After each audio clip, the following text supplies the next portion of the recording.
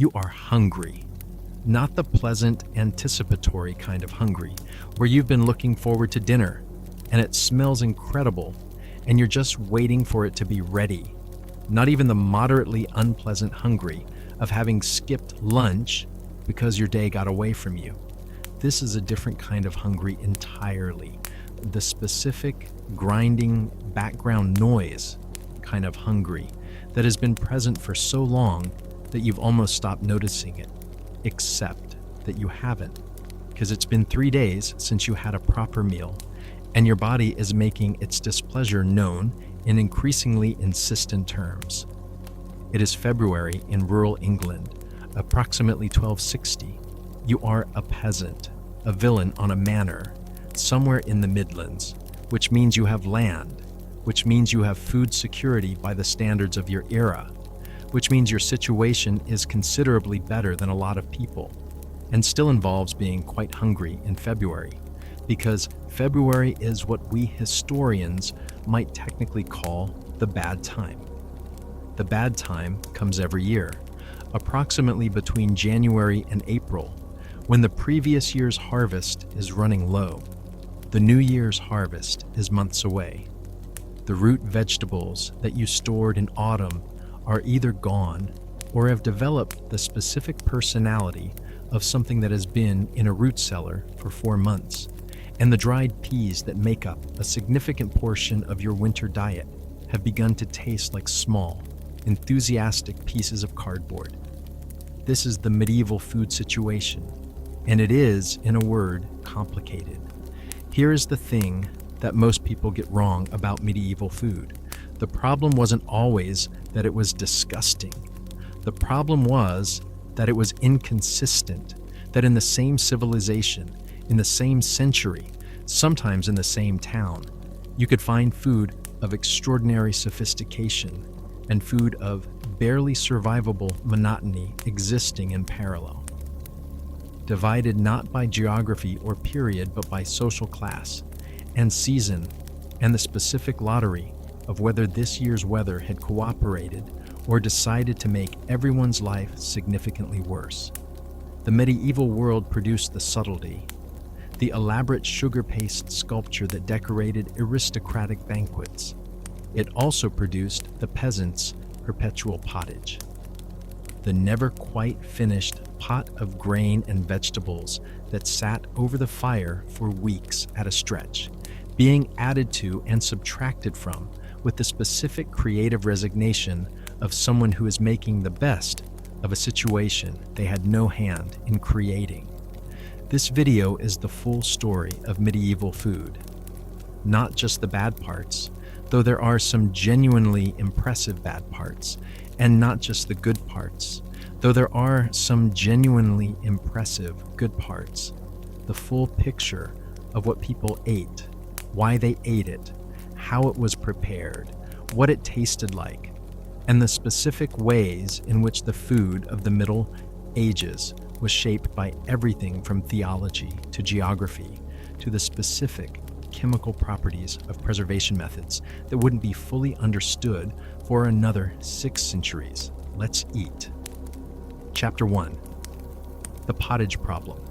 The food that everyone ate and nobody remembers.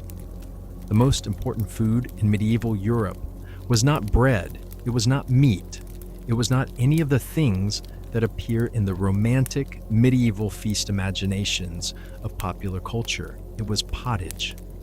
And pottage was, depending on your perspective, either the backbone of medieval nutrition or the most depressingly monotonous food in the history of European cuisine. Pottage was, at its most basic, a grain-based stew. You took some grain, typically oats, barley, or rye, depending on what was available in your specific region, added water, cooked it until it thickened, and added whatever else you had available. Vegetables if you had them, legumes if you had them, scraps of meat or fat if you were lucky enough to have those, herbs from the kitchen garden if it was the right season, salt if you could afford it, and you ate the result every day for most of your life.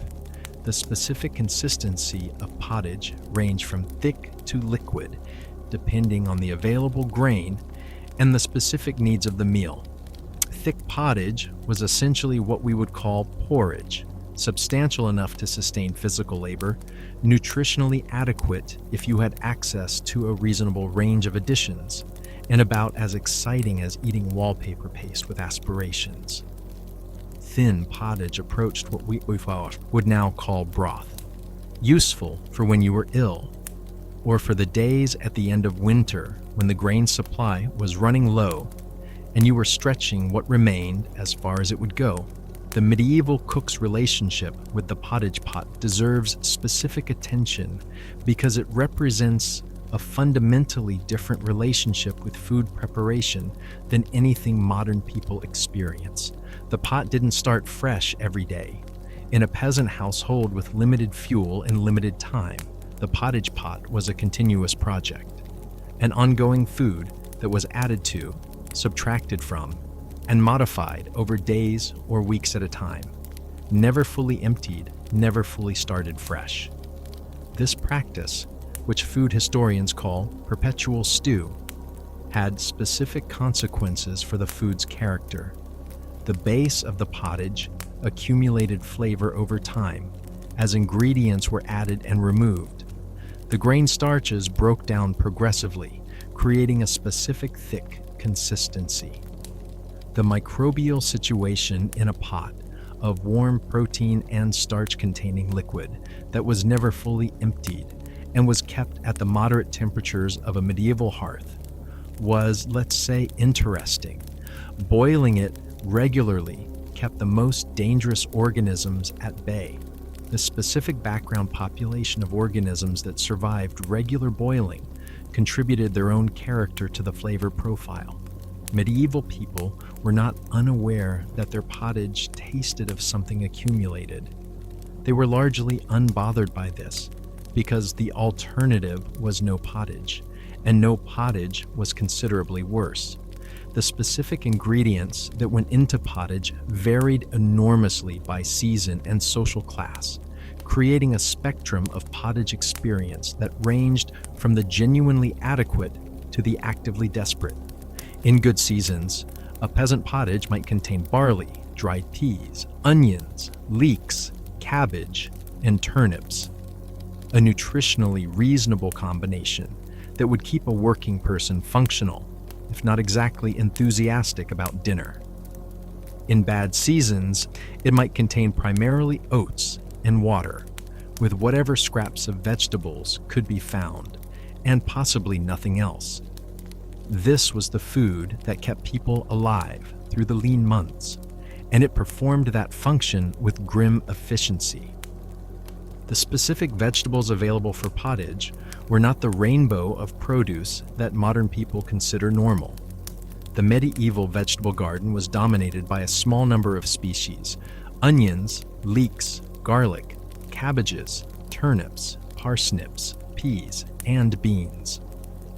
These were the plants that grew reliably in northern European conditions, that stored adequately through winter, and that provided enough nutritional density to be worth the effort of cultivation. Notably absent from this list: potatoes, tomatoes, corn, peppers, squash, all of the New World vegetables that modern European cuisine considers foundational. These plants did not exist in Europe before 1492, which seems obvious when stated directly, but the implications of which are genuinely startling when you think them through. The potato, the vegetable that would eventually become the foundation of food security for large portions of the European poor, simply did not exist as a food option. The tomato, central to Italian, Spanish, and French cuisine, did not exist. The dietary world of medieval Europe was operating with a significantly reduced vegetable toolkit compared to what European cuisines would eventually develop. The peas and beans that supplemented the grain in medieval pottage were among the most nutritionally important foods in the medieval diet, and they were appreciated as such, not with the specific nutritional vocabulary of modern dietetics, but with the empirical observation that communities that had access to legumes did better than communities that didn't. Peas and beans provided the specific proteins and amino acids that grain-based diets lacked. And while medieval people didn't know about essential amino acids, they understood that legumes were important food in a way that their specific consumption patterns reflect. The preparation of dried peas for pottage is one of the more labor-intensive aspects of medieval food preparation that gets underplayed in popular history. Dried peas need soaking, typically overnight, before they can be cooked to anything approaching edibility. The specific sequence of soaking, draining, boiling, and incorporating into the pottage was a daily or near daily task in a medieval household, repeated through most of the year with the specific mechanical efficiency of someone who has done the same thing so many times that they no longer consciously register doing it. The color of medieval pottage was not the cheerful, varied green of a modern vegetable soup. Winter pottage was gray-brown. This is the honest truth of it. The specific color that barley and dried peas and root vegetables cooked to in an iron pot over a wood fire with limited fresh vegetables was gray-brown, and this color accurately represented the specific visual excitingness of the food being consumed. Chapter 2. The bread situation. When your staple is also your plate. Bread was the foundation of the medieval diet at every social level, but the specific bread consumed by different social classes was so different in character, texture, flavor, and nutritional content that calling them all bread almost obscures the reality of what was being eaten. At the top of the bread hierarchy was manchet, the fine white bread made from highly refined wheat flour that was the prestigious bread of the aristocratic table. Manchet was soft, white, light, and delicious by any standard. It was made from bread wheat, carefully processed to remove the bran, producing a flour close in character to modern white bread flour, and baked in the relatively controlled heat of a proper bread oven. The specific eating experience of manchet was genuinely pleasant. The specific eating experience of manchet was also essentially unavailable to approximately 90% of the population. The bread that most medieval people ate was made from rye, barley, oats, or a mixture called maslin, combining wheat with rye in proportions that reflected what the specific farm had managed to grow that year. This bread was dark, dense, and heavy, in a way that modern artisanal whole grain bread aficionados would find appealing, and that medieval peasants found simply normal. The crust was thick and hard. The interior was dense and chewy. The flavor was robust and slightly sour because the leavening used was sourdough starter, the specific wild yeast and bacterial culture that medieval bakers maintained across generations with the specific attentiveness of something that, if you let it die, you had to start again from scratch. The sourdough leavening of medieval bread was not a hipster affection. It was a practical necessity. Commercial dried yeast did not exist. The specific wild yeast organisms that made bread rise were maintained in the starter culture, fed with flour and water, kept alive through regular use, and passed down within baking families with the specific care of something irreplaceable. A baker whose starter died was a baker without a product for the days required to establish a new one. The specific grit in medieval bread is something that deserves direct acknowledgement because it was a real and significant feature of the food that has specific physical consequences that modern people find alarming. Medieval millstones, the stone implements used to grind grain into flour, inevitably shed small particles of stone into the flour. This was not a quality control failure. It was a physical reality of stone grinding that medieval technology had no effective way to address. The resulting flour contained microscopic stone particles that, consumed over a lifetime, produced the specific pattern of dentalware visible in the skeletal remains of medieval individuals. Medieval adults had teeth. Medieval adults also had heavily worn teeth.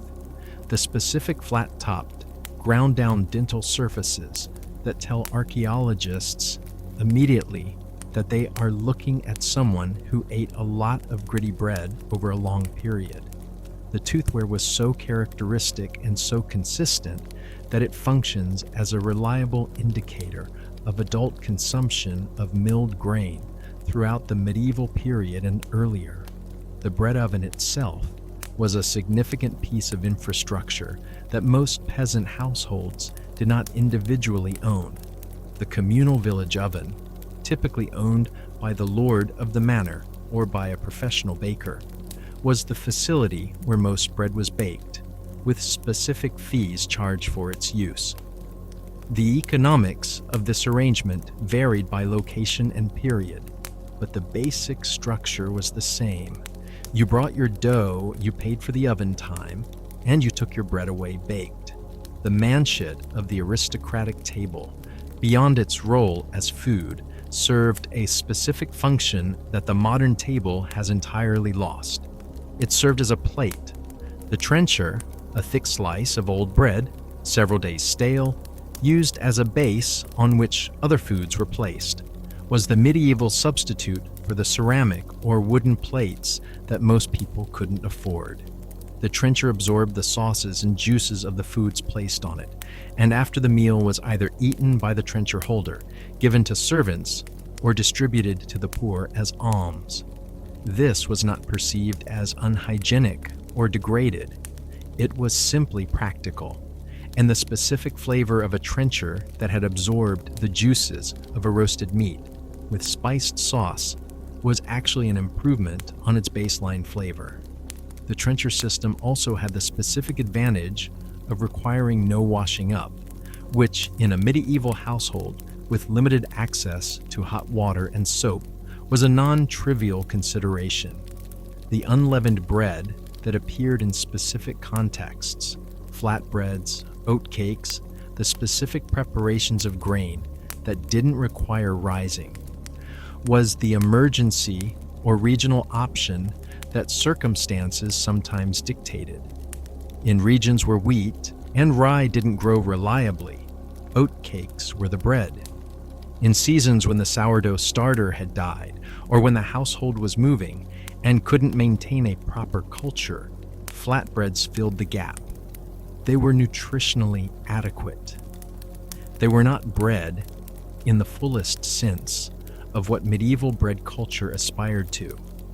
The symbolic weight of bread in medieval culture, the specific theological significance of the staff of life, the Eucharistic context in which bread became the body of Christ, the specific social meaning of breaking bread together, gave it a cultural dimension that elevated it beyond simple nutrition. The specific quality of bread you ate was a statement about your place in the world. The specific way you broke it, shared it, offered it, was a social performance embedded with meaning that modern bread consumption entirely lacks. Chapter 3. The meat question. Who ate it, how much, and why? The answer is complicated. The medieval meat situation is more complicated than the standard narrative. Either everyone ate lots of meat, or the poor never ate meat, suggests. The reality involved significant variation by social class, season, geography, and the specific customs of different regions and periods, and the specific ways in which meat was preserved, prepared, and consumed tell a story about medieval food technology that is genuinely interesting. The aristocratic diet was heavily centered on meat in ways that reflected both the genuine preference of the upper classes and the specific demonstration of wealth that meat consumption represented. A great medieval lord's household consumed beef, pork, mutton, venison, rabbit, poultry of multiple species, game birds of various kinds, and various other animals with a consistency and a quantity that would embarrass modern nutritionists concerned about saturated fat intake. The specific daily meat consumption of a major medieval household was substantial, but here is the specific complication. This meat was overwhelmingly preserved rather than fresh. The technology of refrigeration did not exist.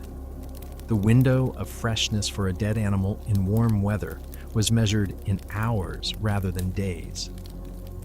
The specific solutions that medieval food technology developed for this problem, salting, smoking, drying, and the pickling of various kinds, produced meats that were safe to eat for extended periods and that tasted by any modern standard significantly different from the fresh equivalents.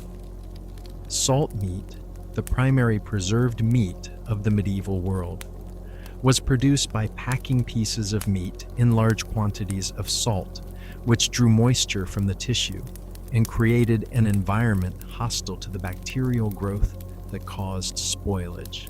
The resulting product was safe but extremely salty, so salty that it typically needed to be soaked in multiple changes of water before cooking to reduce the salt to edible levels. Even after soaking, salt meat retained a specific salty mineral character that dominated its flavor profile. The recipe tradition that developed around salt meat was specifically and ingeniously designed to manage this character.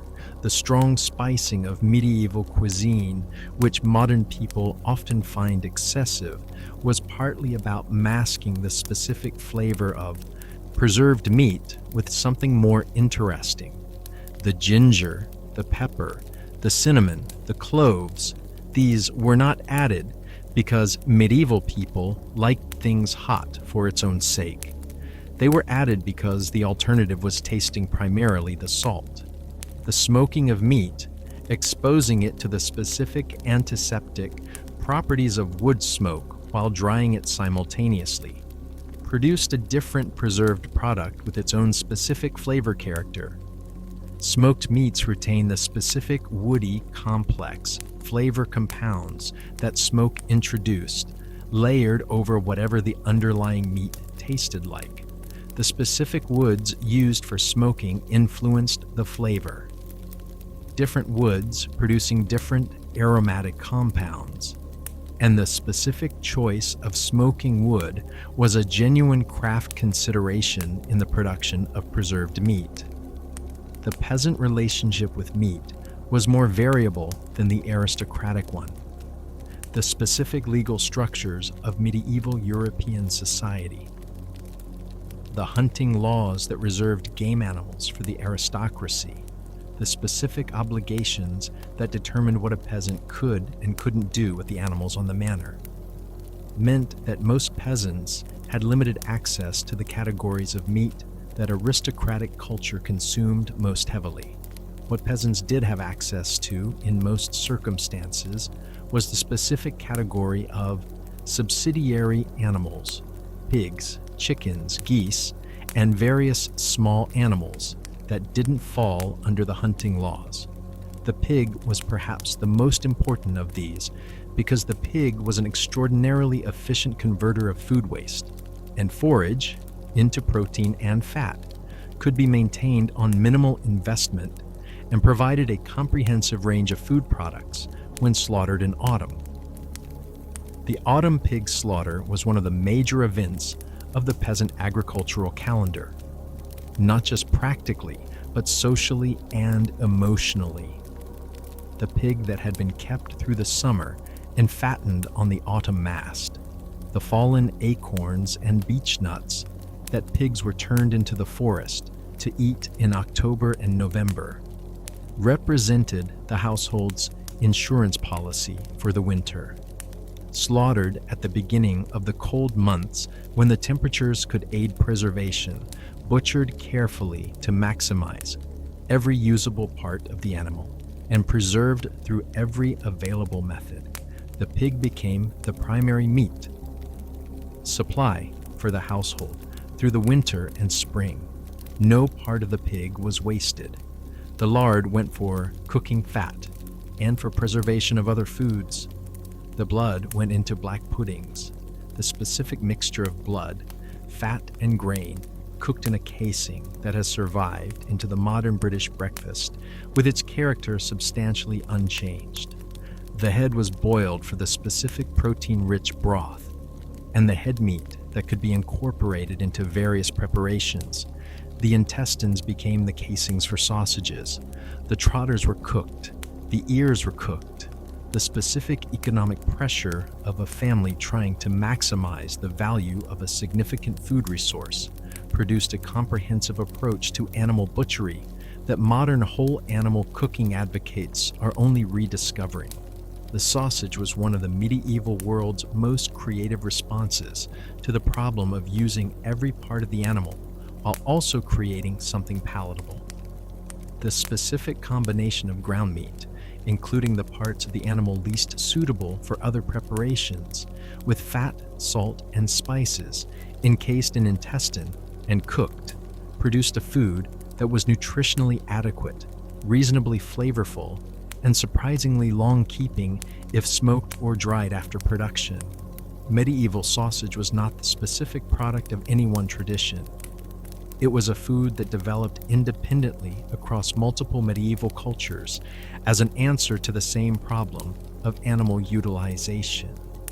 The fish situation in the medieval diet deserves its own extended treatment because it was shaped by forces entirely external to gastronomy, specifically by the Church's requirement of fasting from meat on Fridays, on the vigils of major feast days, throughout the 40 days of Lent, and on various other occasions throughout the year.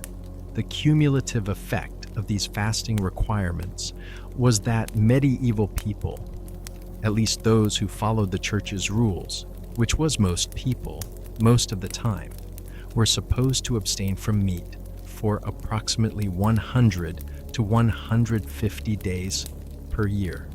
This created an enormous demand for acceptable fasting food, which the Church defined as excluding the flesh of land animals and warm-blooded birds, but permitting fish.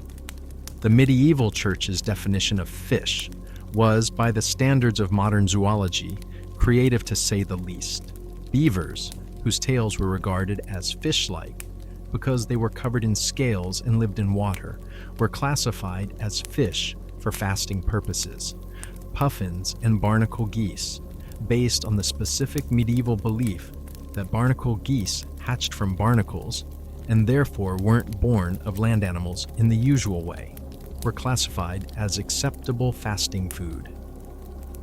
The specific theological creativity applied to expanding the category of fasting acceptable foods was driven by the very human desire to eat something interesting during the very long periods when meat was officially prohibited. The actual fish, the herring, the cod, the various saltwater species that were preserved in enormous quantities and traded across medieval Europe were the backbone of fasting cuisine, and particularly in their preserved forms, a consistent feature of the diet of most medieval people, regardless of religious obligation. The specific smell of salt herring, the fish most widely consumed at most social levels through most of the medieval period, was a constant feature of the medieval food environment, familiar and unremarkable to those who ate it daily and deeply, unpleasant to anyone encountering it fresh. Chapter 4. The Spice Trade. Why medieval people spent fortunes on flavor. Here is a fact about medieval food that sounds like an exaggeration, but is simply true. Pepper was worth more than its weight in silver for significant portions of the medieval period. Specific documented transactions involved the payment of rents in pepper, the use of pepper as currency, and the keeping of pepper under lock and key as a genuinely valuable commodity. This requires explanation because the modern experience of pepper, the plastic grinder on the kitchen table, the specific cheapness that makes pepper one of the least considered spice purchases, is exactly the opposite of the medieval experience. To understand medieval spice consumption, you need to understand the specific economic geography of spice trade in the pre-modern world. Pepper, along with cinnamon, ginger, cloves, nutmeg, cardamom, and the various other spices that medieval elite cuisine consumed with enthusiasm, grew in specific geographic regions of South and Southeast Asia. Getting these spices from their origin to the kitchens of medieval Europe required a supply chain of extraordinary length and complexity involving Arab middlemen, Indian Ocean shipping, Levantine merchants, Italian trading houses, and overland transportation across mountains and through territories that were not always peacefully disposed toward transit trade. Each step in this chain added cost. By the time a pound of pepper arrived in London or Paris or Cologne, it had passed through enough hands and accumulated enough transport costs, tolls, and merchant margins that its price bore essentially no relationship to the cost of production in Malabar. The specific markup from Indian pepper field to English noble's table was, by any estimate, several thousand%. This specific economic reality shaped medieval cuisine at the top end of the social scale in ways that are impossible to understand without it. The heavy spicing of elite medieval food was not simply a matter of taste preference, though taste preference was certainly part of it. It was a demonstration of wealth, of the specific ability to afford things that traveled vast distances at great expense and that therefore functioned as conspicuous markers of economic power. A feast that used enormous quantities of pepper and ginger and cinnamon was a feast that was literally showing off its host's access to resources. The specific combinations of spices in medieval elite cooking look alarming to modern eyes. Recipes that combine what we now consider sweet spices, cinnamon, ginger, with savory applications, meat stews, roasted meats, that use multiple spices simultaneously in quantities that modern cooking would consider excessive, that apply spices to dishes in ways that seem designed to overwhelm rather than complement the underlying ingredient. Some of this reflects genuinely different taste preferences that we cannot fully recover. Some of it reflects the specific function of spicing and managing the flavors of preserved meats, as we discussed. And some of it reflects the specific medieval humoral theory of cooking, the understanding that different spices had different effects on the body's internal balance of humors, and that correct spicing was not merely a matter of taste, but a matter of health. Humoral theory, the medical framework inherited from classical antiquity and maintained through the medieval period, classified all foods according to their specific qualities: hot, cold, wet, or dry in various degrees. A properly prepared medieval meal was supposed to balance these qualities appropriately, with the specific spices used partly determined by the need to correct the humoral imbalances that the main ingredients would otherwise produce. Cucumber, being cold and wet, needed to be served with warming vinegar and mustard. Pork, being hot and moist, needed to be balanced with drying preparations. The specific role of the cook as a kind of culinary physician, someone who understood the health implications of their food choices and made them accordingly, was taken seriously by medieval food culture in ways that modern cooking, which has abandoned humoral theory entirely, cannot quite replicate. The most extraordinary spice in the medieval European trade was not pepper. It was a compound preparation called theriac, or treacle in its later English development, which combined dozens of different spices, herbs, and other ingredients in a preparation that was simultaneously a food seasoning and a universal medicine. The complexity of authentic theriac. which could contain 60 or more individual ingredients, made it one of the most expensive and most prestigious preparations available, produced by specialist apothecaries and prescribed by physicians as both seasoning and cure. The specific journey from exotic spice to common ingredient that several of these products eventually made, ginger now cheap and ubiquitous, pepper, now the most taken for granted spice in the Western kitchen, happened only when the specific geographic and economic circumstances that made them rare changed. The Portuguese opening of the sea route around Africa to the spice-producing regions of Asia in the late 15th century eventually transformed the economics of the spice trade in ways that reduced prices dramatically.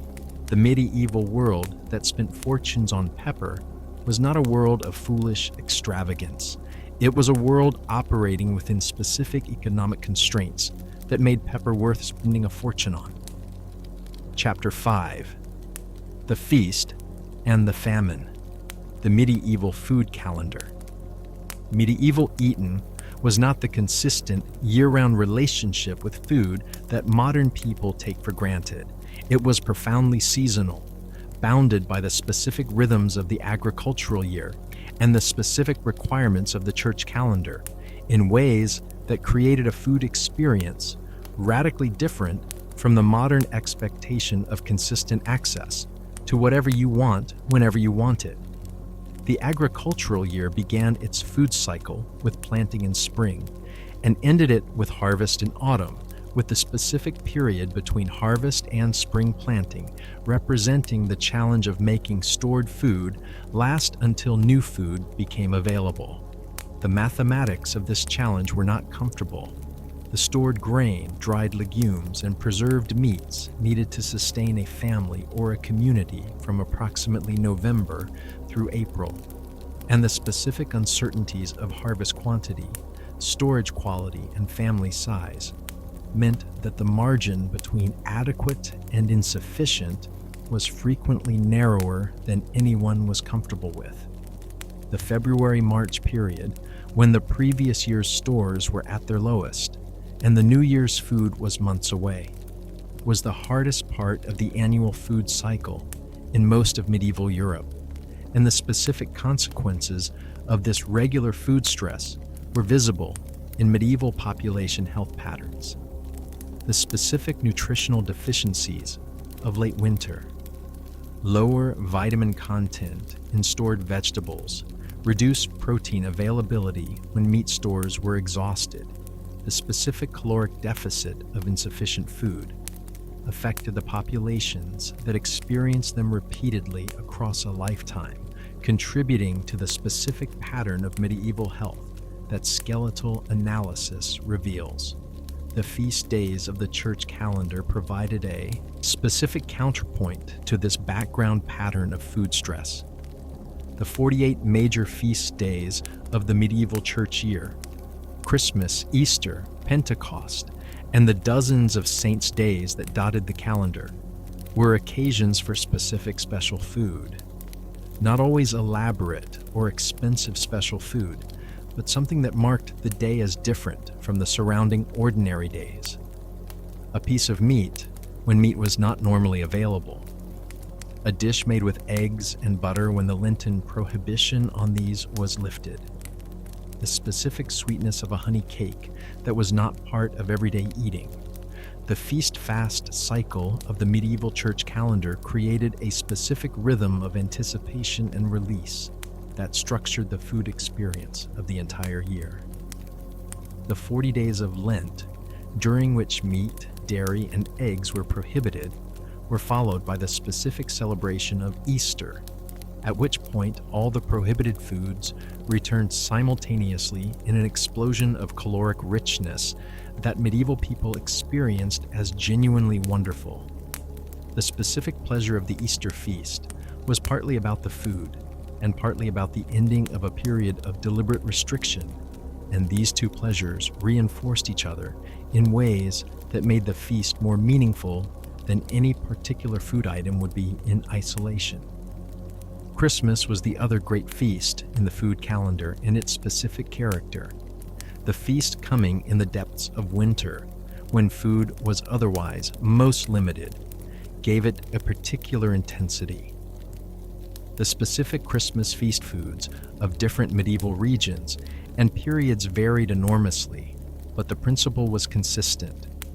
Christmas was when you killed the best animals you had, used the best ingredients you had saved, and produced the most elaborate food you were capable of producing, because Christmas was when you demonstrated to yourself and to your community that you had enough.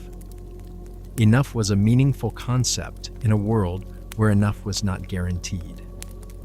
The harvest itself, the period in late summer and early autumn when the grain came in, was its own feast period, with the specific pleasure of fresh grain after months of stored food, the specific richness of the harvest food provided to the workers who brought the crop in, and the specific relief of a successful harvest after months of hoping the weather would cooperate.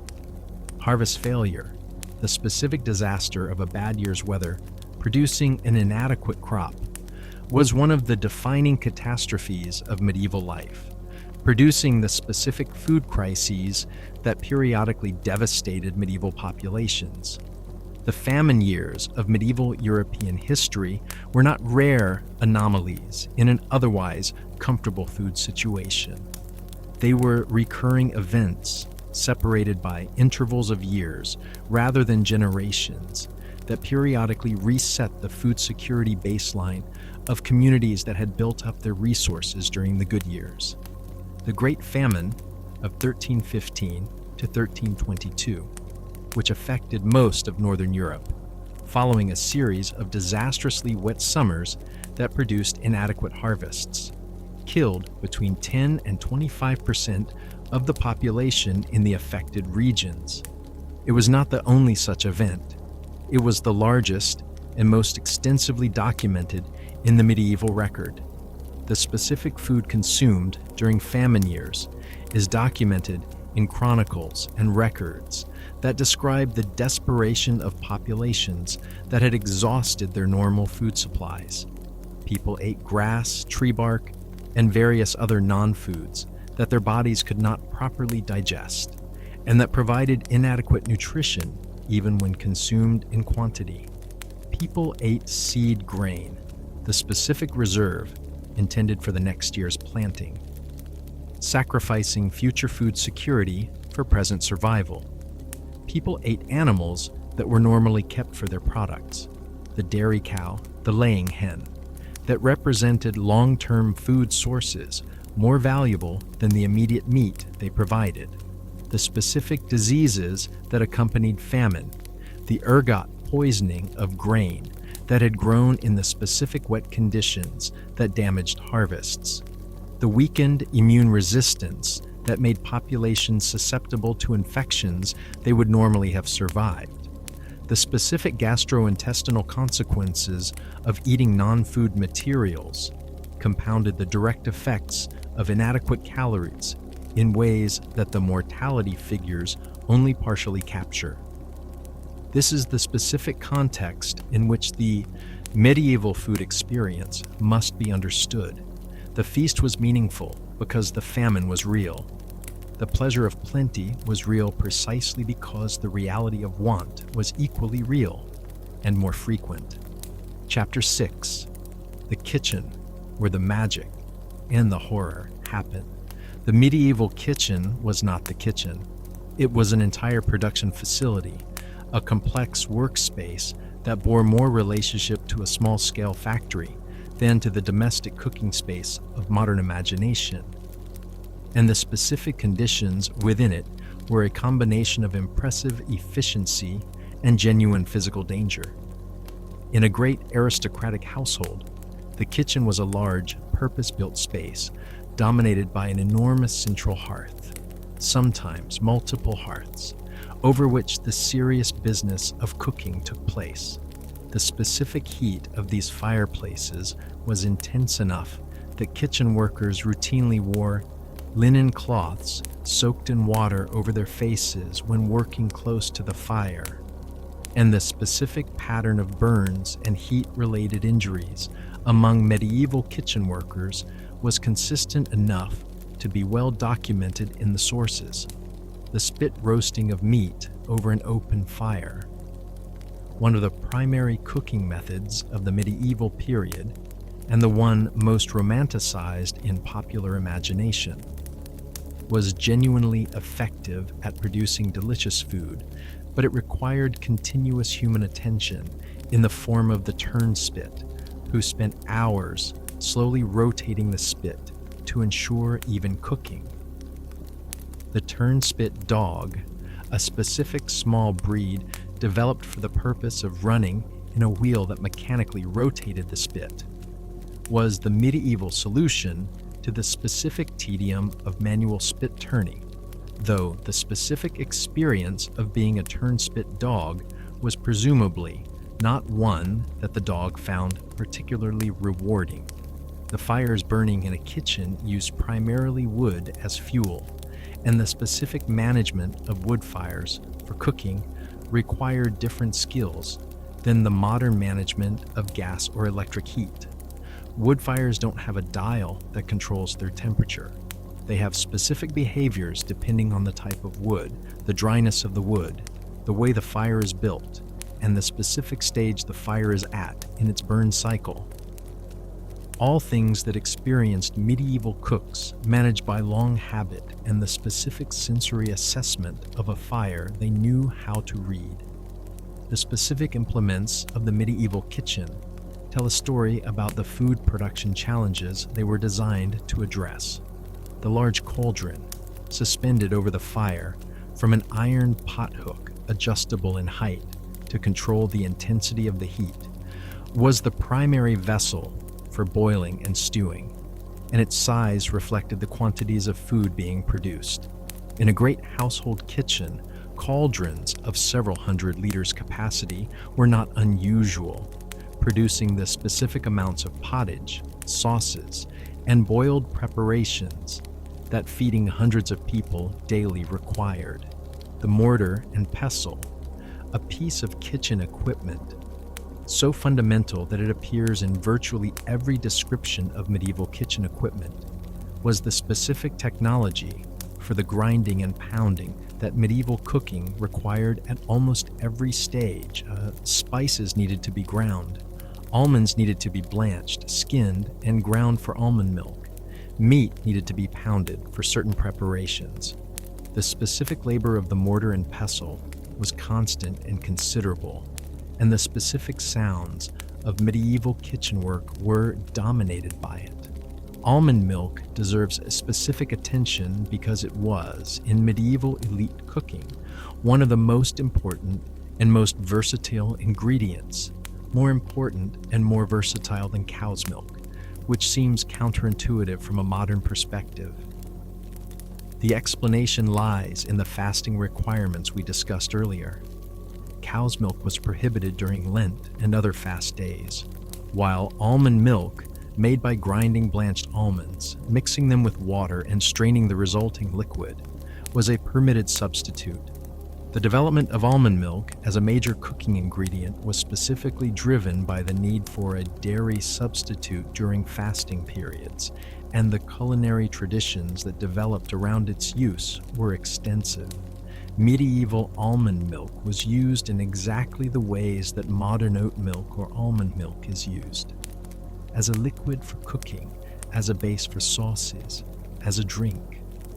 It was also used in ways that modern plant milks are not, including as a base for elaborate puddings and as an emulsifier for certain sauce preparations.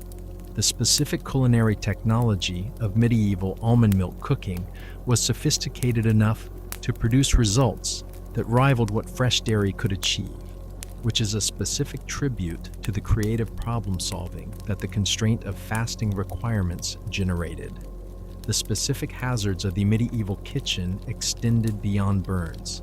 Food poisoning was a genuine and consistent risk in a food production environment without refrigeration, without understanding of the specific mechanisms of bacterial contamination, and without the specific protocols that modern food safety regulation requires.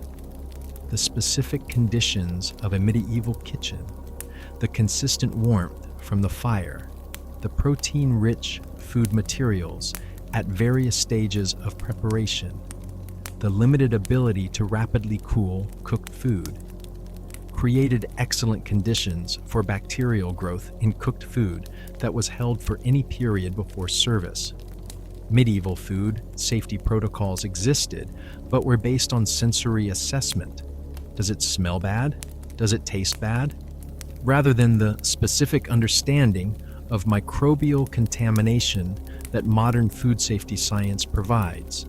The specific organisms that cause food poisoning are often undetectable by smell and taste until they have reached concentrations sufficient to cause illness, which meant that medieval food safety protocols, while not entirely absent, were not reliably protective against the specific contamination risks of the food production environment. The specific incidence of food poisoning in the medieval period is difficult to quantify.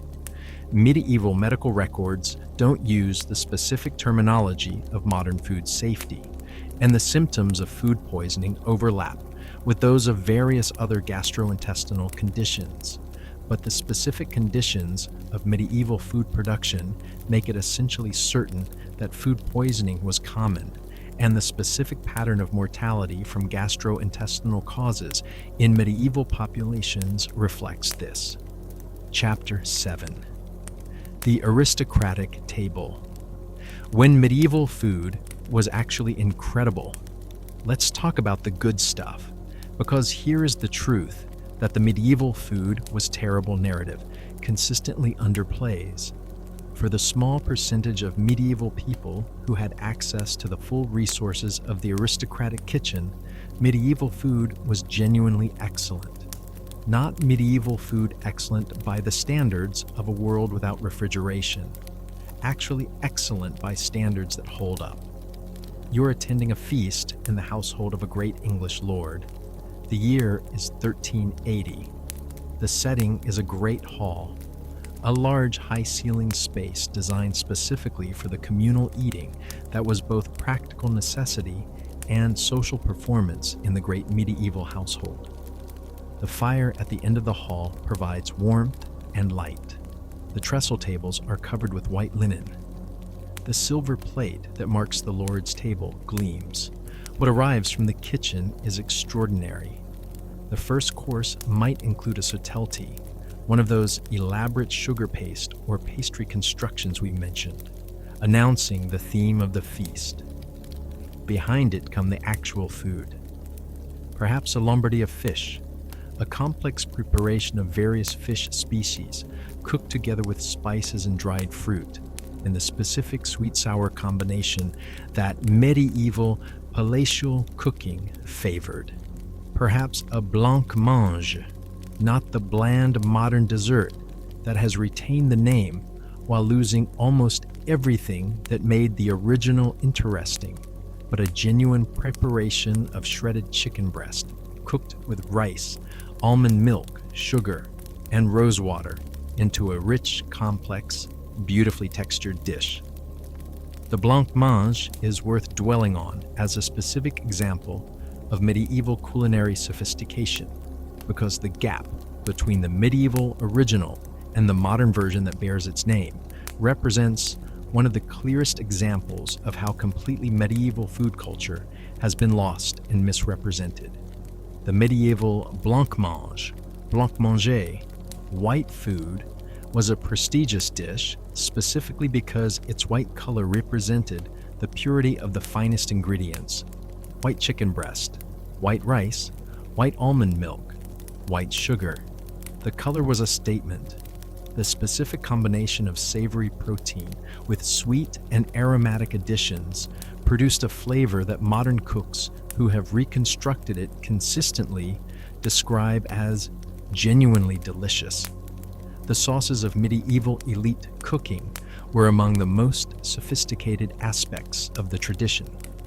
The cameline sauce, a preparation of cinnamon, ginger, cloves, cardamom, mace, vinegar, and other ingredients ground together and cooked to a specific consistency was one of the most widely documented and most commonly used sauces of the medieval period, and its specific flavor profile, warm from the spices, sharp from the vinegar, complex from the layering of aromatics, is genuinely compelling. The verjuice, the juice of unripe grapes, or other acidic fruits used as the primary souring agent in medieval cooking, produced a different kind of acidity than the wine vinegar or lemon juice of modern cooking, and the specific flavor it contributed to medieval sauces was subtle and complex. The specific art of medieval cooking was the art of balance in the most literal sense, balancing sweet against sour, warm against cool, rich against sharp, in combinations that produce a complexity of flavor that individual ingredient lists don't capture. The specific medieval taste for what food historians call the sweet-sour spiced combination, the dishes that combined dried fruit and honey with vinegar or verjuice, and warming spices in a single preparation, was not a naive or unsophisticated aesthetic. It was a developed culinary tradition that its practitioners took seriously and executed with genuine skill. The mortuary, not a place for the dead, but a specific medieval preparation in which meat was ground or chopped very fine, mixed with spices and other ingredients, and reformed into shapes, represented the specific medieval appreciation for transformed food. The ability to take an ingredient and make it appear to be something else entirely was regarded as a demonstration of culinary skill, and the medieval kitchen produced specific preparations that transformed fish into the appearance of meat, meat into the appearance of fish, and various ingredients into approximations of things that didn't exist in nature, the warmed of wild birds, the specific preparations of game birds that formed a significant part of the aristocratic diet, required the specific expertise of a cook who understood how to manage delicate proteins in the heat of a medieval kitchen. Swan, peacock, crane, heron, and various other species that modern food culture doesn't consider food were prepared in medieval elite kitchens with the specific attention and the specific techniques that their specific characteristics required, and served at feast tables as markers of the host's access to hunting grounds and the skill of their kitchen. The peacock preparation is one of the most spectacular examples of medieval feast cooking as theatrical performance. The peacock was skinned before cooking, the skin carefully removed in one piece, complete with feathers. The body was roasted. The skin was then reattached to the cooked bird, and the entire presentation was brought to the table, appearing from a distance to be a live peacock. The specific theatrical impact of this presentation, a dead, cooked bird that looked alive at the moment of service, was the medieval equivalent of a tableside preparation, a dramatic reveal that announced the sophistication of the kitchen and the generosity of the host simultaneously. The dessert course of a medieval aristocratic feast was a world of its own. The specific sweet preparations, the custards, the fritters, the various preparations of dried fruit and sugar and spice, were not the simple sugar delivery vehicles that dessert has sometimes become in modern cooking. They were complex, carefully prepared dishes that drew on the full range of the medieval kitchen's technical skills. The hippocras, a specific preparation of wine, sweetened with sugar or honey, and spiced with a complex mixture of aromatics, was the specific drink associated with the end of the medieval feast, and its specific flavor, wine-based but complexly spiced, sweet but with the specific aromatic depth of multiple spices, was distinct enough that medieval people wrote about it with specific appreciation. the preparation of hypocras, the mixing of the spices, the specific method of infusion, the straining through cloth to produce a clear, deep-colored aromatic drink, was a specific skill, and the hypocras of a skilled maker was distinguished from that of an incompetent one by connoisseurs who had developed the specific vocabulary to describe the differences. Chapter 8. The Peasant Table. The other side of the story. If the aristocratic table was the medieval world's culinary achievement, the peasant table was its culinary reality for the majority of the population. And the specific reality of peasant food was shaped by constraints that the aristocratic tradition barely acknowledged and never experienced. The specific economics of peasant food were relentlessly limiting. A peasant family in medieval England in an ordinary year had access to the specific food that their land produced. The grain from the strips they farmed in the common fields, the vegetables from the kitchen garden attached to their cottage, the produce of whatever animals they managed to keep, minus the specific portion that went to the Lord as rent in kind and the church as tithe. What remained was what they ate. The kitchen garden of the medieval peasant cottage was small, typically between 1.25 acres, and its productive capacity was determined by the specific plants that grew in the specific local soil and climate, by the specific labor the household could invest in its cultivation, and by the specific knowledge the household possessed about productive gardening. Medieval peasant gardening knowledge was largely practical and empirical, transmitted within families and communities through observation and experience, and it was, within the constraints of the available species, quite sophisticated. The specific herbs that grew in the peasant kitchen garden were not merely flavorings. They were medicines, preservatives, and specific nutritional supplements that the household depended on for health as well as flavor. Parsley, thyme, mint, sage, marjoram, lovage, and various other aromatic herbs were the peasant's spice rack, providing the specific flavors that made the monotonous pottage bearable. And simultaneously the household's medicine chest, providing the specific preparations that managed illness and injury in a world without professional medical care. The eggs from the household chickens were among the most nutritionally important foods available to a peasant family. A consistent source of high-quality protein that required minimal preparation and could be incorporated into pottage, fried over the fire, or simply boiled. The specific chickens of the medieval period were not the specific breeding of modern poultry. They were closer to their wild ancestors in size and productivity, laying fewer and smaller eggs than modern laying breeds.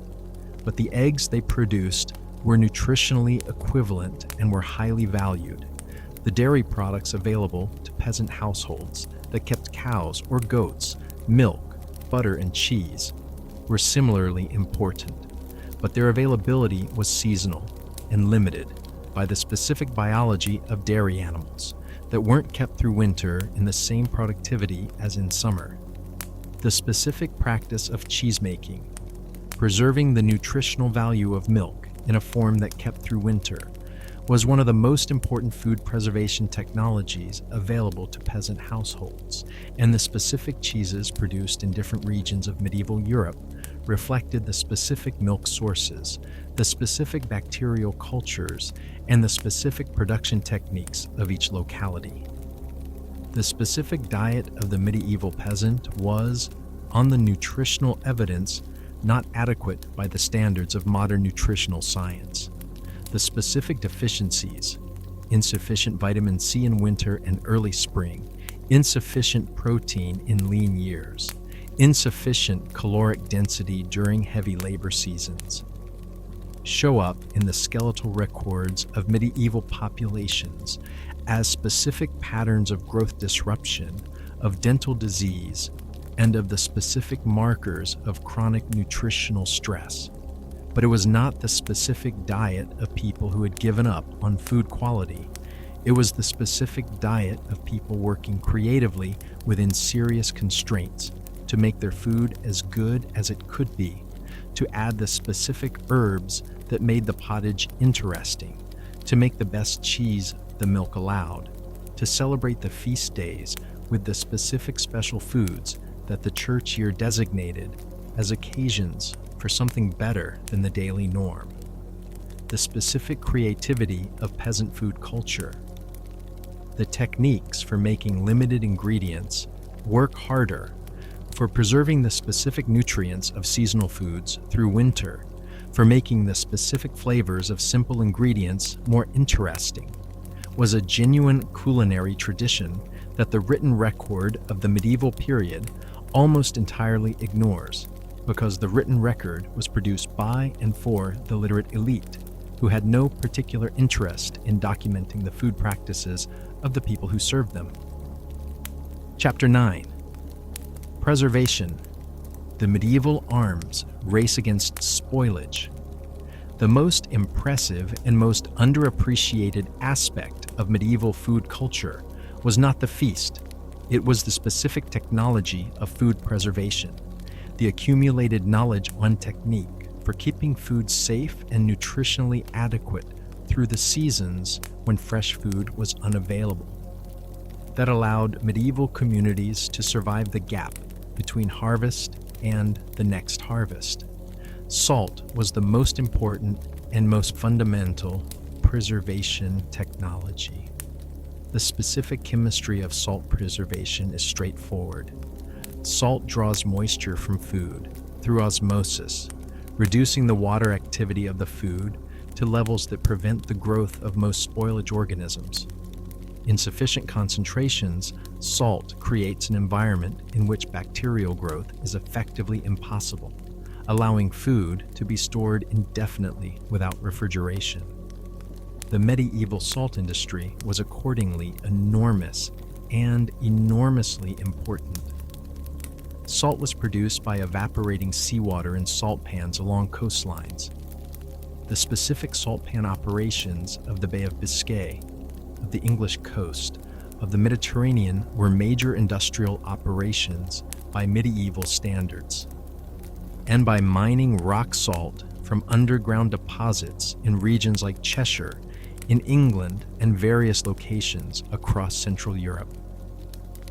The specific trade in salt was one of the most fundamental commercial activities of the medieval economy, and the towns that controlled access to salt sources or salt trade routes were towns with significant economic power. The specific technique of salting different foods varied by the food type, and the preservation goal, dry salting, packing meat or fish in solid salt, was the most intensive method, producing the most heavily preserved product. Brine curing, immersing food in a solution of salt and water, produced a less intensively preserved product that retained more moisture and more of the original flavor. The specific balance of preservation versus palatability that different applications required was managed through varying the salt concentration, the duration of curing, and various additional treatments. The addition of specific spices to curing preparations was not merely about flavor. It reflected specific knowledge about the antimicrobial properties of certain spices that medieval food producers had observed empirically. Juniper, which has genuine antimicrobial properties, was used in meat curing across Northern Europe in ways that reflected specific observations about its preservative effects. The specific combination of salt and antimicrobial spices in medieval curing preparations was, in practical effect, a multi-mechanism preservation system that worked better than either component alone. Smoking, combining the specific dehydration effects of heat with the specific antimicrobial compounds in wood smoke, was used alongside salting for certain food types, particularly fish and some meats. The specific compounds in wood smoke, the phenols, aldehydes, and various other organic compounds produced by incomplete combustion of wood, have genuine antimicrobial effects, and the combination of these effects with the drying that smoking produced created a preservation system considerably more effective than either alone. The specific smoked herring of the medieval period, the red herring, so named for the specific dark red color produced by heavy smoking, was one of the most important preserved foods in Northern European medieval trade. The specific intensity of the smoking that produced a red herring, far heavier than the light smoking used in modern smoked fish, preserved the fish for months in conditions that would have spoiled more lightly processed fish in days. The specific flavor of a heavily smoked medieval red herring was correspondingly intense, so dominated by the smoke character that the underlying fish was almost a secondary flavor. Drying, removing moisture from food through exposure to air and sometimes heat, was used for specific food types that responded well to desiccation: fruits, certain vegetables, legumes, and some fish. The specific technique of drying varied by the food and the climate. Sun drying was effective in warm, dry regions, but less reliable in the wetter climates of Northern Europe. Air drying in specific conditions of temperature and humidity was used for certain meat and fish preparations. Kiln drying, using the specific low heat of a kiln to remove moisture without cooking, was used for certain grain and legume preparations. Fermentation, the specific preservation achieved when beneficial microorganisms compete with and suppress spoilage organisms while transforming the food's chemistry in specific ways, was one of the most sophisticated preservation technologies available in the medieval period.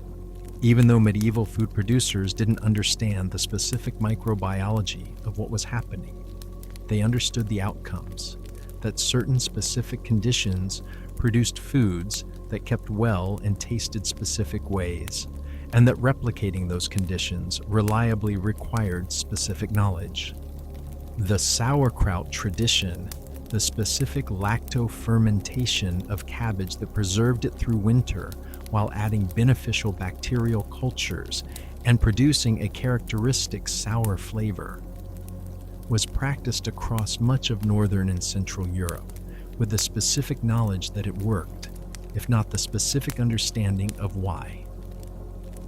The specific bacterial cultures responsible for lactofermentation were maintained not by deliberate inoculation, but by the specific conditions of the fermentation vessel. The residual bacteria from previous batches, the specific microorganisms on the cabbage surface, and the specific salt concentration that selected for the beneficial organisms and against the harmful ones.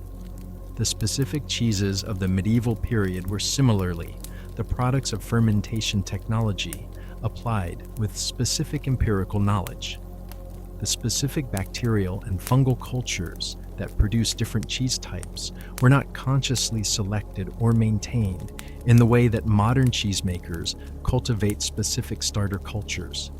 They were maintained in the specific environments of cheesemaking operations, in the specific wooden vessels and cloth wrappings and cave environments where the same microorganisms were consistently present, and the specific character of different regional cheeses reflected the specific microbial environments of their production locations. Chapter 10. The Feast for the Eyes. Medieval Food Presentation. The medieval feast was not merely a meal. It was a theatrical performance conducted in the medium of food, and the specific attention paid to visual presentation, to the appearance of food as a statement of status, skill, and artistic ambition, was as intense and as sophisticated as the attention paid to flavor. The specific colors of medieval elite food were not accidental. The recipes that survive from medieval cookbooks, and there are several extensive medieval recipe collections that give us detailed access to elite cooking practices, consistently specify the color of the finished dish alongside its other characteristics, and the specific techniques used to achieve desired colors were developed and refined with genuine craft attention. Saffron, the specific stigmas of the Crocus sativus flower, harvested by hand in quantities so small relative to the area of cultivation required that they remained among the most expensive food colorings available at any price point, produced a specific bright golden yellow that was associated with gold, with the sun, and with royal and divine associations. A dish colored with saffron was making a specific visual statement about the resources available to produce it, and the specific intensity of the saffron color varied with the quantity used. A measurement that experienced cooks calibrated to produce the specific visual effect required. The green of parsley juice, the red of sandalwood, the black of charcoal. Each of these food coloring techniques was developed to produce specific visual effects in specific dishes, and the specific skill of the medieval cook included the ability to produce consistent, vivid, stable colors in finished dishes using the available colorings.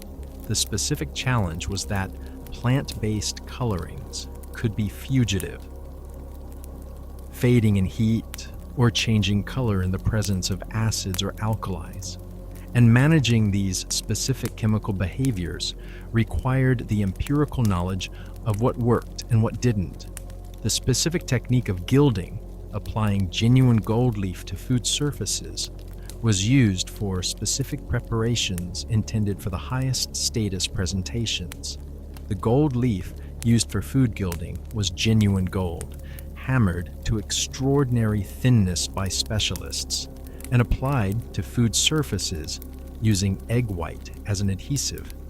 A gilded subtlety, or a gilded preparation of meat or fish, was literally wearing gold, and the specific visual effect, the genuine metallic shine of gold leaf on a food surface, was intended to evoke wealth, divine favor, and the specific associations of gold that medieval culture maintained. The specific serving vessels used at medieval feast tables were themselves part of the visual statement. Silver plate, dishes, bowls, cups, and ewers made from silver was the marker of the highest status table, and the specific quantity of silver plate that a great lord could display was a direct measurement of their wealth. The specific custom of the salt, the large, ornate salt cellar that sat at the center of the high table, was not just a condiment holder. It was the specific object that marked the dividing line between the high status and lower status portions of the table, and the phrase "below the salt" to indicate lower status preserved the specific medieval table geography into modern usage.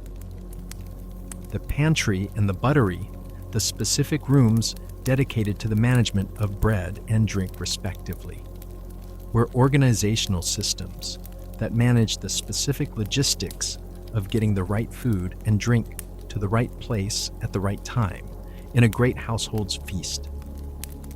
The specific hierarchies of service, the specific officers responsible for different aspects of the meal, the specific protocol of serving in order of status, the specific rituals that surrounded the serving of food to the Lord, were elaborate organizational structures that made the feast work as a social performance as well as a meal. Chapter 11. Drink. When water is the dangerous option. The specific drink situation of the medieval period is one that modern people find simultaneously amusing and alarming, because the fundamental medieval attitude toward drinking water was that it was generally something to be avoided if at all possible, and this attitude was not irrational given the specific quality of most available water sources.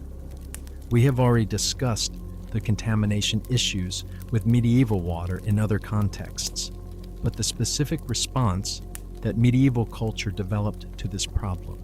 The comprehensive preference for fermented and processed drinks over raw water deserves its own treatment because it shaped the entire drink culture of the period. Ale was the drink of everyday life for most medieval people in Northern Europe.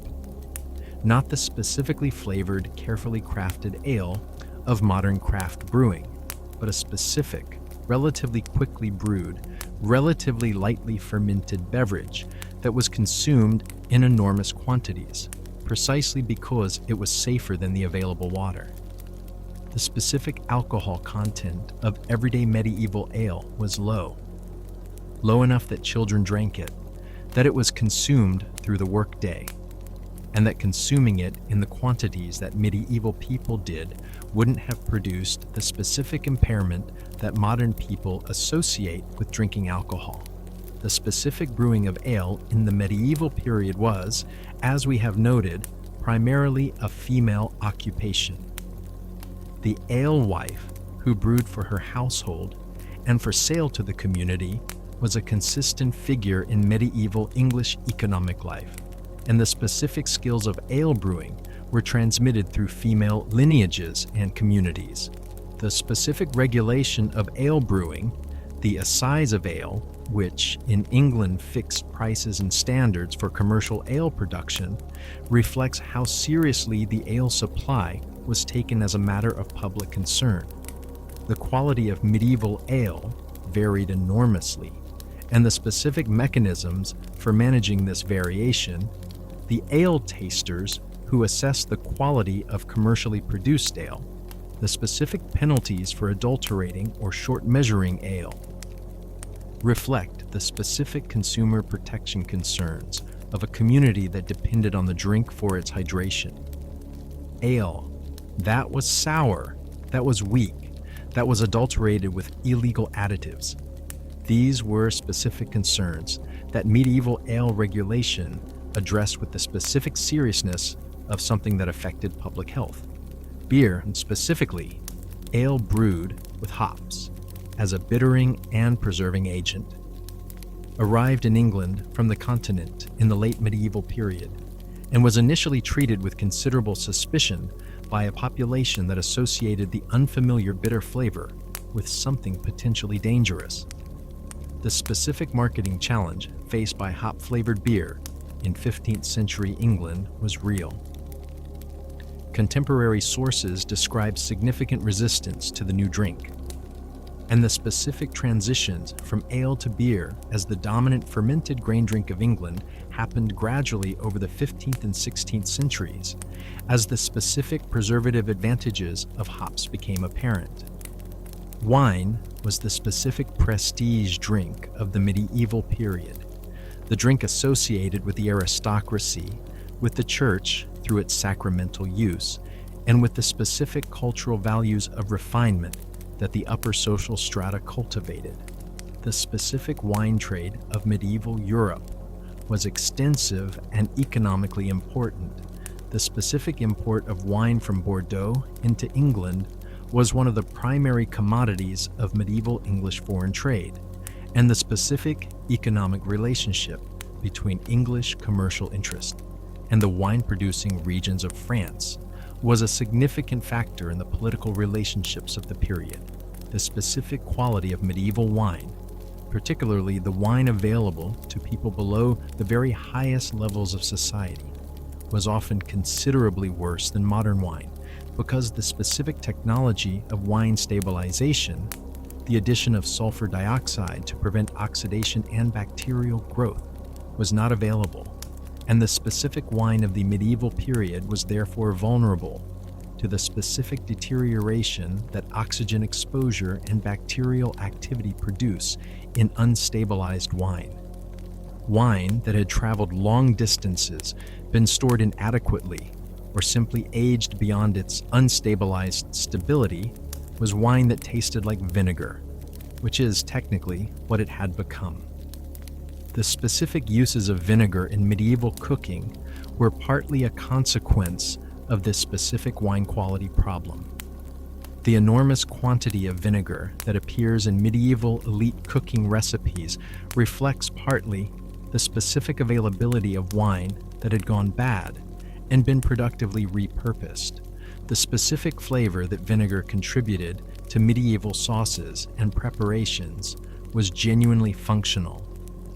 Acidity was a specific flavoring tool in the medieval culinary vocabulary, but the specific quantity of vinegar available was partly determined by the specific wine quality situation.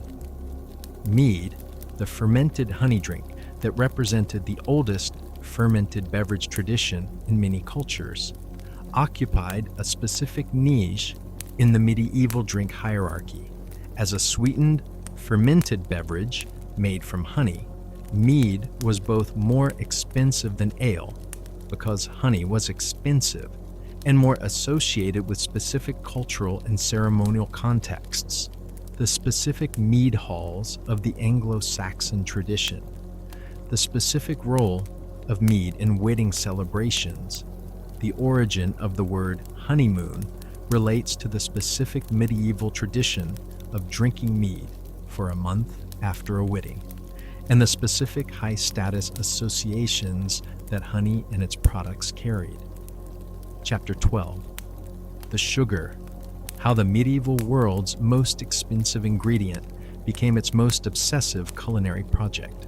Sugar was medicine before it was food, not metaphorically, not in the specific modern sense of the food that comforts rather than nourishes, the treat that does something for the spirit that the body doesn't technically require, in the specific literal sense of the substance that the medieval apothecary stocked alongside the theriac and the dried herbs and the various other pharmaceutical preparations of the medieval dispensary.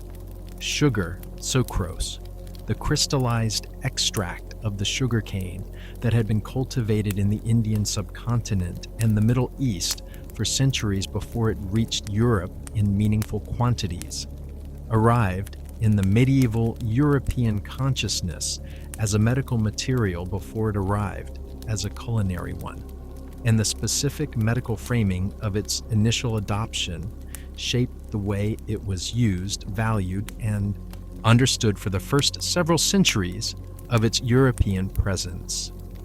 The medical theory that sugar operated within was the humoral theory that governed all medieval medical thinking.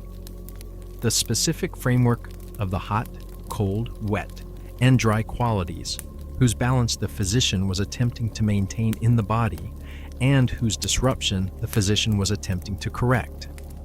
Sugar, in the humoral classification, was hot and moist in the first degree, the mildest possible designation, indicating a substance that gently warmed and moistened without the violent excess that the stronger degrees would represent. This made it specifically appropriate as a vehicle for pharmaceutical preparations. Its specific humoral neutrality meant it could be combined with almost any other ingredient without disrupting the humoral calculation, while its sweetness made the resulting medicine more palatable. The apothecary's sugar preparations were elaborate and expensive. The electuary, a pharmaceutical preparation of powdered drugs combined with honey or sugar syrup into a paste, was one of the standard pharmaceutical forms of the medieval period, and the specific replacement of honey with sugar as the preferred vehicle reflected both the specific quality advantages of sugar over honey and the specific luxury status that sugar commanded when it became available in sufficient quantities. The confection, the specific pharmaceutical sense of the word predating its modern culinary meaning, was the preparation of medicinal substances in a sugar coating, making them easier to take and more stable in storage.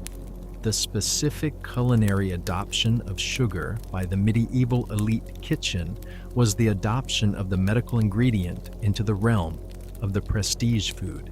And this transition happened in the specific context of the medieval understanding that the correct food was medical, that eating well and eating healthily were not separate projects, but the same project approached from different angles.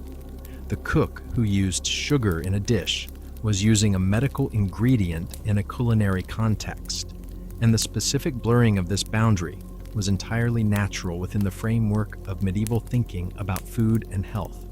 The price of sugar in the medieval period was the price of the extreme luxury. Not merely expensive in the way that pepper was expensive, but specifically out of reach for most of the population in the early medieval centuries, when the sugarcane supply was limited and the refining technology was primitive. The specific, progressive cheapening of sugar through the medieval period, as the Crusaders established sugarcane plantations in the Levant, as the Venetian and Genoese merchants developed a specific commercial infrastructure for its distribution, as the production expanded and the refining improved, was the specific economic transformation that allowed sugar's culinary use to expand from the purely pharmaceutical into the broadly gastronomic among the wealthiest strata of society. The specific forms of sugar available in the medieval period were different from the uniform white granulated sugar of the modern kitchen. Medieval sugar came in specific graded qualities whose differences reflected the specific stages of the refining process. The most refined sugar, the specific white, crystalline sugar that the most thorough refining produced, was the most expensive and the most prized, its whiteness being the specific visual marker of the quality that the medieval aesthetic associated with purity and refinement. The less refined sugars and the specific, darker, more molasses-rich products of the incomplete refining process were cheaper and more widely available, and the specific color gradations of medieval sugar were the specific quality gradations that the market recognized and priced accordingly. The sugar sculpture was the specific, most spectacular manifestation of the medieval elite culinary obsession with sugar. The specific architectural confection that the medieval feast kitchen produced for the high points of the grandest celebrations. The subtlety, the subtlety, that we mentioned in the introduction to this script deserves its full treatment here, because the subtlety was not merely the decorative garnish of the feast, but the specific, artistic, and political statement that the medieval feast kitchen was capable of making at its most ambitious. The subtlety was made from a paste of sugar and various binding agents, gum tragacanth, rosewater, and various other specific ingredients that produced a workable modeling material that could be colored with the plant-based food colorings we discussed in the presentation chapter and sculpted into the specific representational forms that the occasion and the patron required.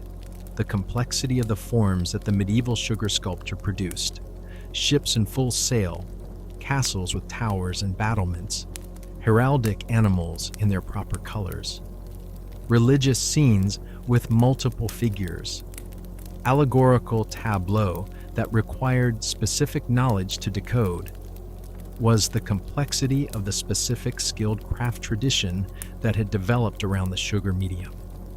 The political dimension of the subtlety was the political dimension of the art object, commissioned for the specific occasion. The subtlety that depicted the heraldic arms of the host and the guest of honor was making the specific political statement of the alliance and the respect that the heraldic imagery encoded. The subtlety that depicted a naval battle was the specific topical reference to the current political situation that the feast's guests were expected to decode and appreciate. The subtlety that depicted a religious scene was the specific devotional statement appropriate to the feast day being celebrated. The sugar sculptor who produced these objects was a specific skilled craftsperson whose work was as much political communication as culinary achievement. The teeth of the medieval aristocracy tell the story of the sugar consumption in the specific physical record of the dental caries that the sugar's bacterial facilitation produced. The specific pattern of tooth decay visible in the skulls of medieval individuals correlates with social status in the specific way that the sugar access gradient predicts. More decay at the top of the social hierarchy, less at the bottom, with the peasant population whose sugar access was minimal, displaying the dental wear of the gritty bread, but not the specific bacterial cavity formation of the sugar consumer. The medieval aristocrat's teeth were the medieval aristocrat's sugar consumption record, written in enamel dissolution. The confectionery tradition that the medieval sugar culture established was the direct ancestor of the specific European confectionery traditions that the subsequent centuries developed. The marzipan of the German and the Italian tradition, the specific almond sugar paste, whose medieval origin in the apothecary's electuary preparation evolved into the culinary confection that modern pastry culture still produces in the specific forms that the medieval original established. The specific combination of ground almonds and sugar that marzipan represents is one of the most direct continuities between the medieval confectionery tradition and the modern. A preparation that has changed less in its fundamental character over 6 centuries than almost any other food preparation in the Western culinary canon. Chapter 13, The Fish Pond, the specific medieval infrastructure of fresh food and why it was the most important garden feature of a castle. The fish pond was a refrigerator, not a metaphor. The specific practical function of the medieval stew pond, the elaborate managed water feature that every significant medieval castle and monastery maintained in its grounds, was the specific function of the living food storage system, whose contents were alive and therefore fresh at the moment of need, in a world where freshness was otherwise among the rarest and most expensive food properties available. The specific problem that the fish pond addressed was the problem that the entire medieval preservation technology was organized around: the impossibility of keeping protein fresh in the absence of refrigeration. Salted fish, smoked fish, dried fish. These were the solutions that the medieval food system had developed for the protein storage challenge. And they worked, but they worked at a specific qualitative cost. Fresh fish was categorically different in flavor and texture from any preserved version, and the medieval aristocrat who could afford to maintain the fish pond infrastructure was the medieval aristocrat who could have fresh fish, genuinely fresh fish, alive minutes before cooking, on a day when the weather had made road transport impossible, and the nearest market was a day's ride away. The stew pond was the specific managed water body, typically a series of connected rectangular or rectangular-ish ponds of varying sizes and purposes, that the large medieval estate maintained for fish production. The term stew derived not from cooking, but from the specific Old French étang, a pond, and the stew pond of the medieval estate was a sophisticated aquaculture installation whose management reflected centuries of accumulated practical knowledge about fish biology and water quality. The species management of the medieval fish pond was the specific practical knowledge of which fish could be raised in the specific water conditions of the ponds, which grew most rapidly to eatable size, and which were most valued at the table. The carp was the specific dominant species of the medieval stew pond, the fish whose specific practical attributes of rapid growth, tolerance of poor water quality, and willingness to consume almost anything made it the ideal managed pond species. The carp's origins in Asia and its specific deliberate introduction into European fish ponds through the medieval period was one of the more deliberate human interventions in the specific ecology of medieval European freshwater that the food supply records document. The tench and the pike and the perch were the other significant species of the medieval stew pond, each occupying a specific role in the pond ecosystem and at the table. The pike was the specific apex predator of the pond system, kept in its own separate impoundment because it would eat the other fish if given access to them, and valued at the table as one of the most prestigious freshwater fish, a status that the medieval hierarchy of fish, which ranked freshwater species against each other with the specific attention that the aristocratic culture applied to status distinctions of any kind, maintained with the same seriousness it applied to everything else. The operational management of the stew pond required the specific, skilled work of the piscator, the fish pond keeper, whose professional knowledge included the specific management of water quality, the feeding of the stock, the rotation of fish between the different ponds as they grew, and the specific harvesting technique that removed the required fish for the kitchen while maintaining the breeding population for the following season. The piscator was the specific specialized servant of the great estate, whose knowledge was genuinely specialist. The loss of a skilled piscator was the specific loss of the institutional knowledge that kept the pond system functioning at its full production capacity. The monastery's fish pond was a specific additional dimension of the monastic food culture that the fasting requirements we discussed in the meat chapter made critically important.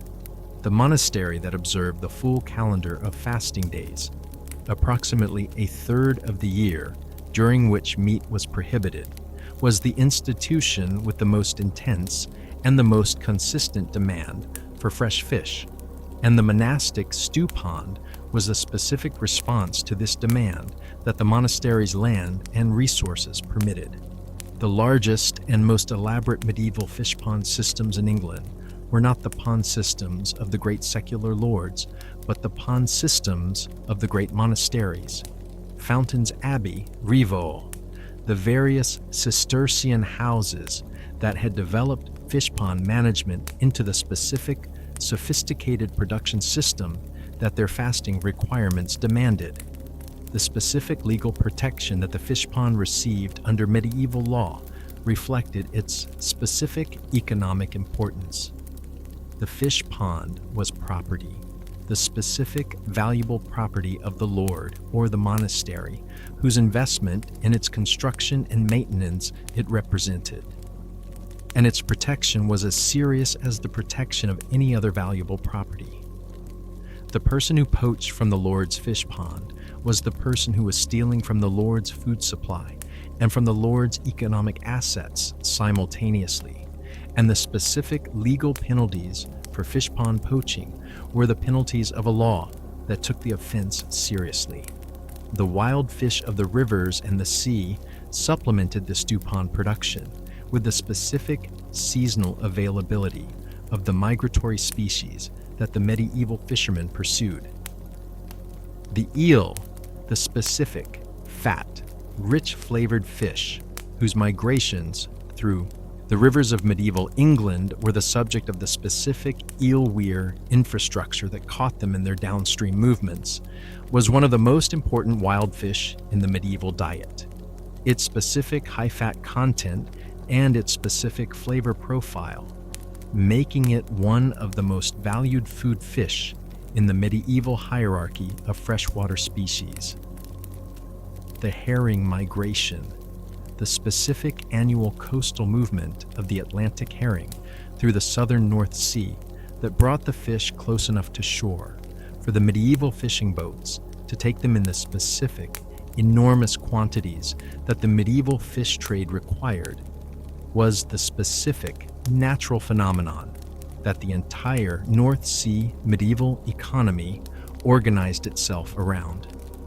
The specific ports of East Anglia, Great Yarmouth most prominently, whose economic reason for existence was the processing and trade of the autumn herring catch, were the specific human settlements that the herring migration had called into being, the specific preservation of the herring catch, the gutting and salting that had to happen within hours of the catch landing to prevent spoilage, was the specific industrial operation of the great medieval fishing ports, where hundreds of workers, many of them women, performed the specific repetitive labor of the fish processing that converted the fresh catch into the salted herring that could be traded across Europe. The specific smell of this operation, the specific concentrated fish smell of the gutting and salting of enormous quantities of herring, was the specific dominant olfactory feature of the medieval fishing port in October that no amount of imaginative effort can fully reconstruct from the documentary record. Chapter 14. The Cookbook. What medieval recipe books actually say and why they are both fascinating and almost useless for modern cooking. The medieval cookbook assumes you already know how to cook. This is the specific frustrating characteristic of medieval recipe collections that anyone who has tried to cook from them discovers immediately. The specific maddening assumption of the text that the reader possesses the foundational knowledge that makes the recipe's instructions meaningful, and that therefore the recipe only needs to convey the specific, unique information that distinguishes this dish from the general background of cooking knowledge that any competent cook would have. The Forme of Curie, the specific English recipe collection compiled approximately 1390, attributed to the master cooks of Richard II, and one of the most important surviving documents of medieval English elite cooking, is a text that is simultaneously invaluable and baffling to the modern cook attempting to reproduce its recipes. Take bread and fry it in grease, a recipe might begin, and proceed to add and put thereto wine and powder of ginger and color it with saffron and salt it and serve it forth. And this instruction is technically complete in the sense that someone who knew what they were doing could follow it, but it is operationally incomplete in the sense that it does not specify quantities, temperatures, timing, or any of the specific procedural detail that the modern recipe considers essential. The specific implicit knowledge that the medieval recipe assumes includes the knowledge of how hot a fire should be for different applications, how long until it is done actually means for different food types, what a good quantity of any given ingredient represents in specific terms, and 100 other practical details that the experienced medieval cook knew from years of practice, and that the text saw no reason to specify because the text was addressed to experienced cooks who already knew.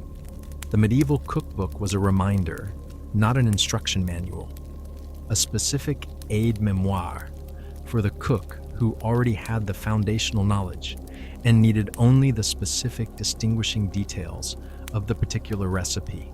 The Forme of Curie contains approximately 196 recipes, and the range of what they cover is the range of the elite English kitchen of the late 14th century at its most ambitious.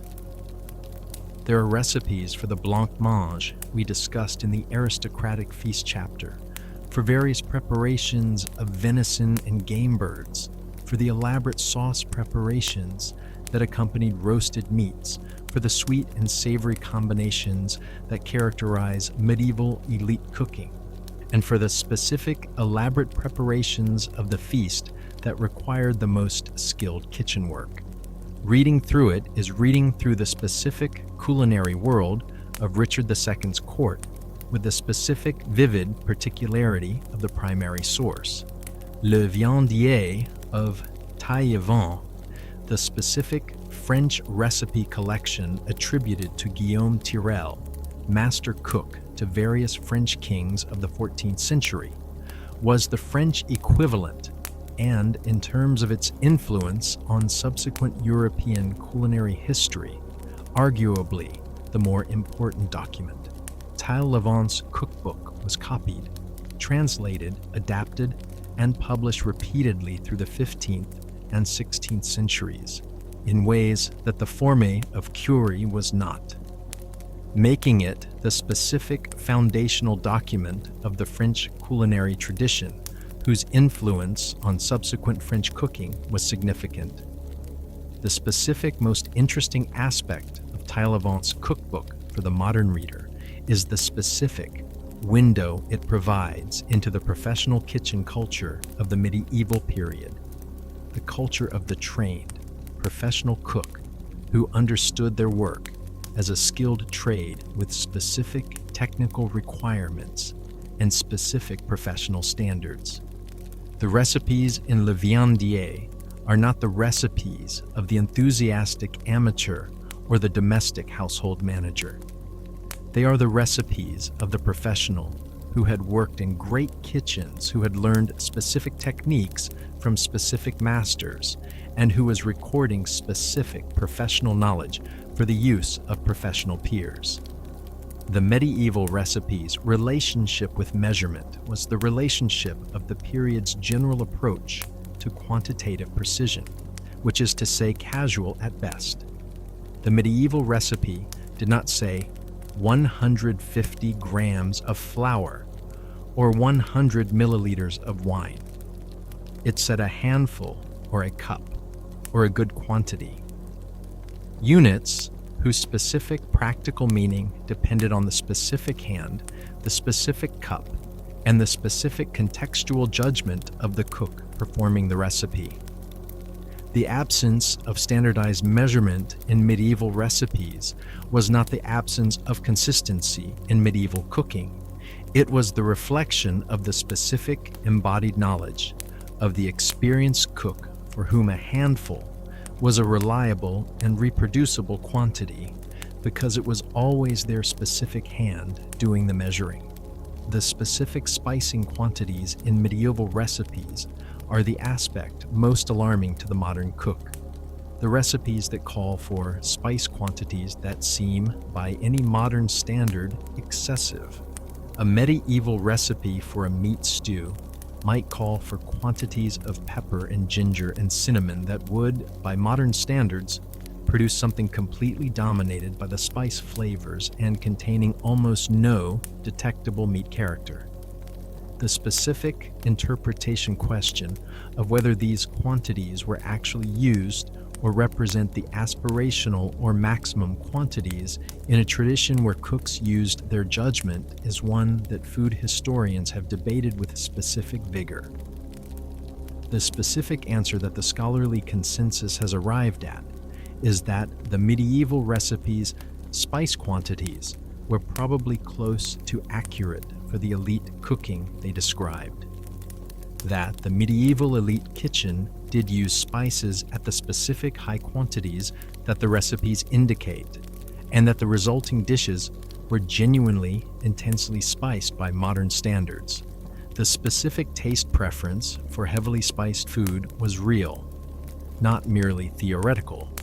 The specific social signaling function of heavy spicing reinforced the taste preference.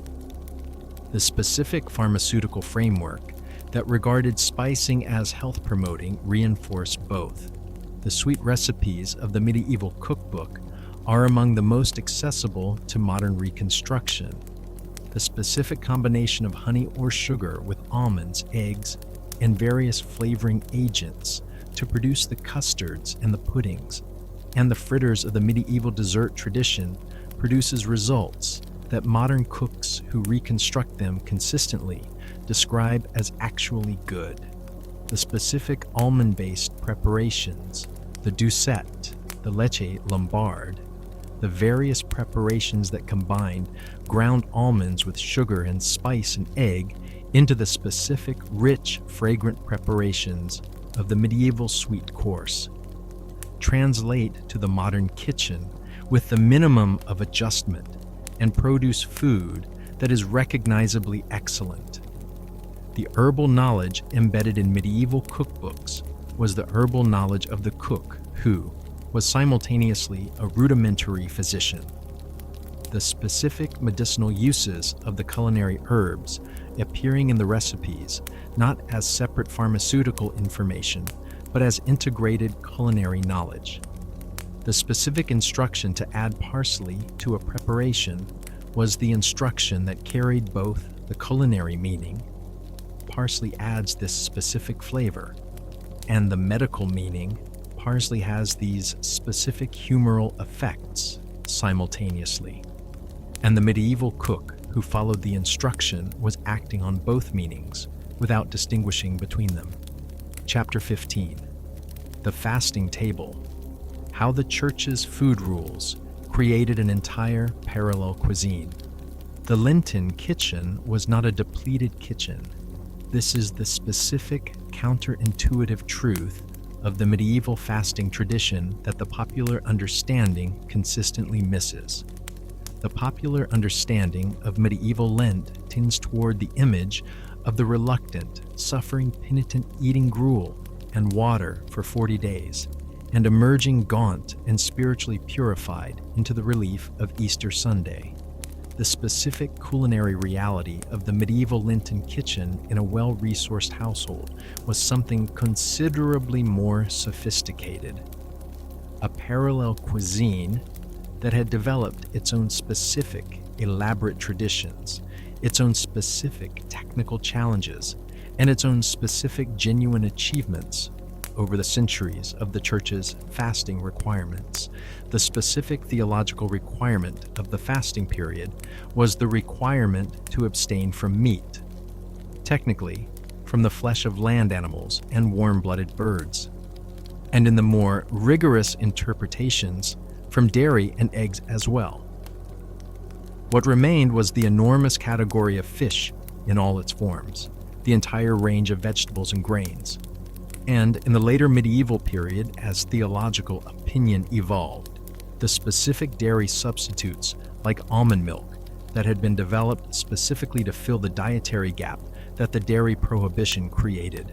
The fish cookery that the Lenten kitchen required was, at its best, fish cookery of the highest ambition.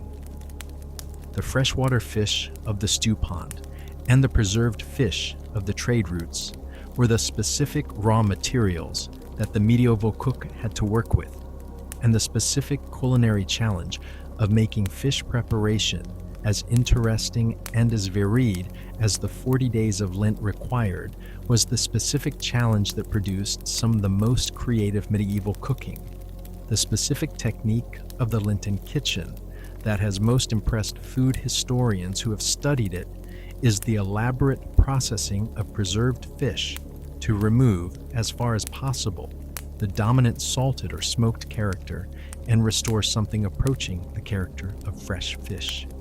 The desalting of salt cod, the specific patient process of soaking and changing the water multiple times over multiple days to draw the salt out of the heavily preserved fish, was the specific culinary operation that converted an almost inevitably salty preserved fish into a material that could be cooked in ways that produced acceptable results.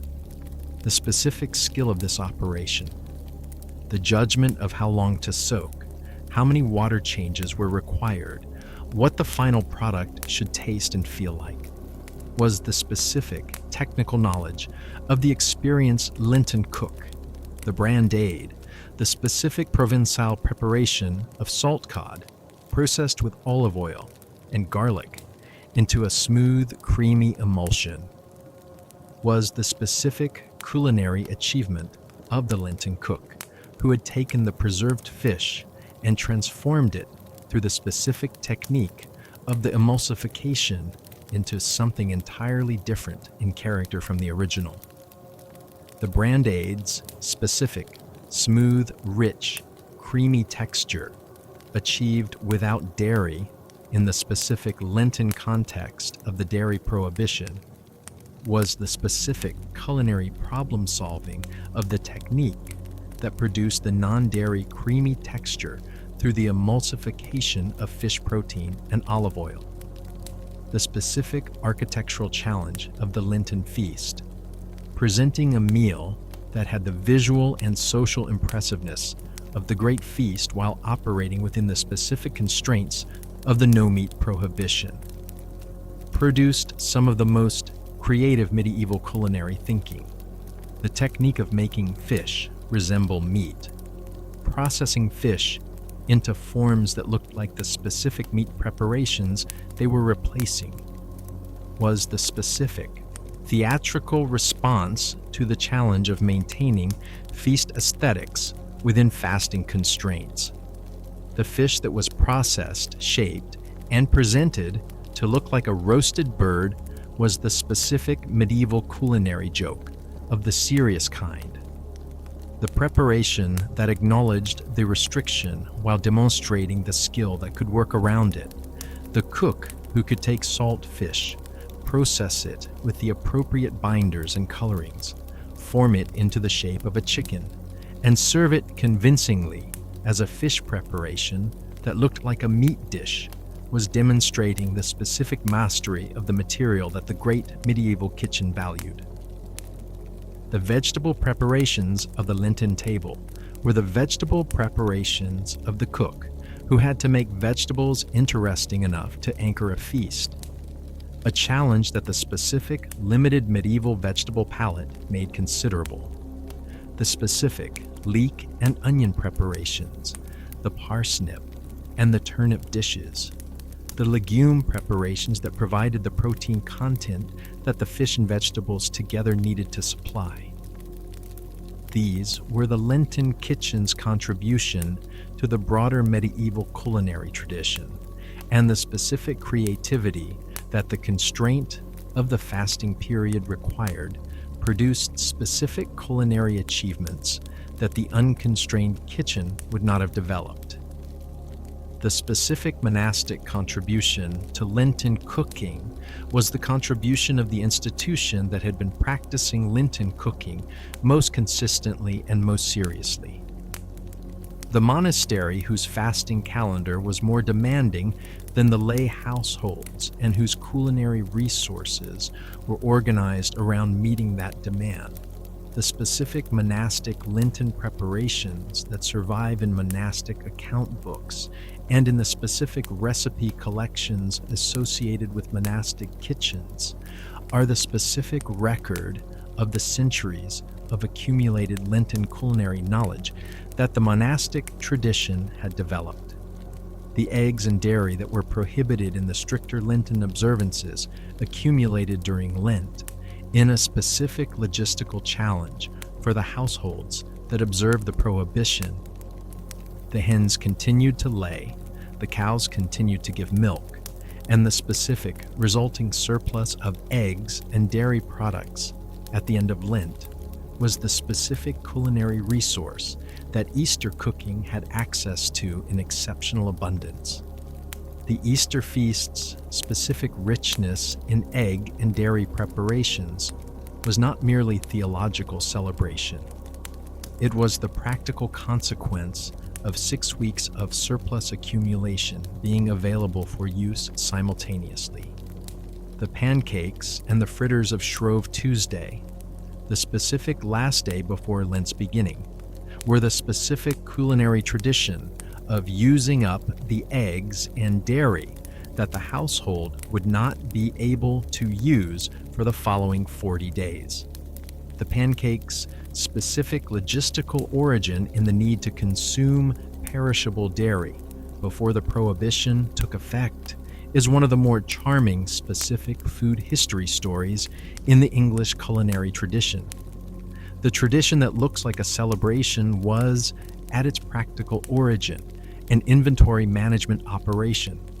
The pancake race that some English communities still observe on Shrove Tuesday is the specific inherited trace of this original practical purpose. Chapter 16. The Children's Table. What medieval children ate and how it shaped them. The medieval child ate what was available because availability was the primary determinant of the medieval diet at every level, except the very top of the social hierarchy. But the specific qualification of this general statement reveals a more interesting, specific story. The story of the specific ways in which medieval food culture thought about what children should eat, how it differed from what adults ate, and the specific ways in which the food available to children in different social situations shaped their physical development in ways that the skeletal record makes visible across the centuries. The weaning food of the medieval infant was the papi, the specific, soft, grain-based preparation of pre-chewed or softened food that the medieval tradition fed to infants transitioning from breast milk to solid food. The pap was typically made from white bread, soaked in milk or water, softened to the specific smooth consistency that an infant without functional teeth could manage, the specific forerunner of the modern baby food concept, applied to the ingredients available in the medieval kitchen. In a wealthy household, the PAP might include the almond milk and the honey that the medical tradition recommended as beneficial for infant nutrition. In a poor household, it was the specific simple preparation of the grain and water that was available. The specific medical advice of the medieval period about infant feeding was the medical advice of the humoral tradition applied to the specific perceived vulnerabilities of the infant constitution. The infant body understood as specifically delicate, susceptible to the humoral imbalances that the wrong food would produce, requiring the specific, gentle management of the foods whose humoral qualities matched the infant's specific needs. The breast milk was ideal, universally acknowledged as the specific perfect food for the infant, and its replacement by the PAP was the specific transition that the medical literature discussed with specific attention to the timing, the character of the substitute, and the specific risks of the transition done incorrectly. The wet nurse was the specific social institution of the upper class infants' feeding. The woman whose milk the aristocratic mother did not provide herself, whose employment was the specific status marker of the household that could afford to relieve the lady of the specific biological obligation that the nursing represented. The specific concerns about the wet nurse's character and constitution that the medieval medical literature expressed were concerns about the humoral transmission that the medical theory believed happened through breast milk. The specific worries that the wet nurse, whose humoral constitution was defective, would transmit those defects to the nursing child through the milk that the specific medical theory understood as a transformed version of the nurse's blood. The specific transition of the aristocratic child from the wet nurse's milk to the specific foods of the nursery was the transition managed by the nurse and the physician with the specific attention that the vulnerability of the child's constitution required in the medical thinking of the period. The nursery foods, the soft bread, the pottage made with more care than the household version, the specific dishes adapted from adult preparations to the softer consistency and simpler flavors considered appropriate for the child's developing digestive system, were the specific bridge between the liquid nutrition of the infant period and the full adult diet that the developing child was working toward. The peasant child's transition to solid food was the transition of the family whose food resources were the family's food resources. The specific pottage of the household, softened further if needed, provided to the child alongside the breast milk for as long as the mother's capacity to nurse continued. The peasant child who was weaned early, whose mother's milk failed, or whose mother became pregnant again and chose to wean, was the child transitioning to the adult diet with the specific abruptness of the family whose resources didn't permit the specific adapted nursery food of the wealthier household. The specific nutritional consequences of the different childhood food situations are visible in the skeletal record in the specific way that the enamel hypoplasia, the specific growth disruption of the tooth enamel that nutritional stress during the specific tooth formation period produces, records the episodes of inadequate nutrition during childhood. The enamel hypoplasia bands in medieval skeletal remains are the specific physical trace of the specific periods in childhood when nutrition was inadequate for the growth demands of the developing body. The February hunger recorded permanently in the dental development, the harvest failure visible in the teeth of the people who lived through it as children. The noble child's food education was the specific formal process of learning to eat correctly at the specific social table of the medieval aristocracy. The acquisition of the specific table manners, the specific knowledge of the service rituals, the specific cultural competence of the aristocratic diner that was as much a part of the nobleman's education as the martial training and the literary accomplishment that the period valued. The conduct books, the specific educational literature of the medieval period that addressed the proper behavior of the young person at table, are detailed enough about specific table behaviors that we can reconstruct with considerable precision what the well-educated medieval child was supposed to know and do at the feast table. The specific table behaviors that the conduct books prohibited tell the story of what the untrained medieval child apparently did at the table, eating with both hands, wiping their hands on the tablecloth, dipping their bread twice in the shared dish, speaking with their mouth full, reaching across other diners for food they wanted. These were the specific behaviors of the person who had not yet learned the specific social conventions of the communal eating that the medieval feast required. And the specific patient instruction of the medieval conduct book was the specific social engineering of the process that converted the natural food behaviors of the child into the specific acceptable behaviors of the adult member of the social community. The festival foods of the medieval child's year were the foods of the feast days that the church calendar provided. The specific treats of Christmas and Easter and the various saints' days that punctuated the year with the specific food markers of the celebration that distinguished those days from the ordinary.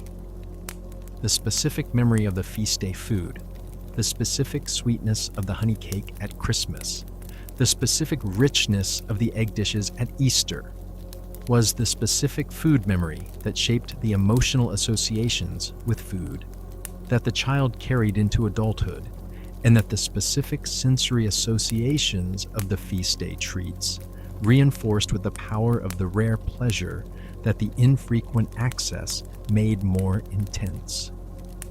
Chapter 17. The monastery kitchen, where medieval food reached its most disciplined and most creative. Simultaneously, the monastery had a food problem that was also a food opportunity. The problem was the specific rigorous constraint of the Benedictine rule. The specific founding document of the Western monastic tradition that regulated the diet of the monks with the specific comprehensive detail that the rule applied to every other aspect of monastic life. The rule of Saint Benedict, written in the 6th century and adopted by most Western European monasteries through the early medieval period, specified the quantities of food allowed at each meal, the specific categories of food permitted and prohibited, the specific schedule of the 2 daily meals permitted on ordinary days, and the 1 meal permitted on fast days, and the specific exceptions to the rules that the care for the sick and the hospitality of guests required. The Benedictine rules' food regulations were not the food regulations of a tradition that regarded pleasure as inherently sinful.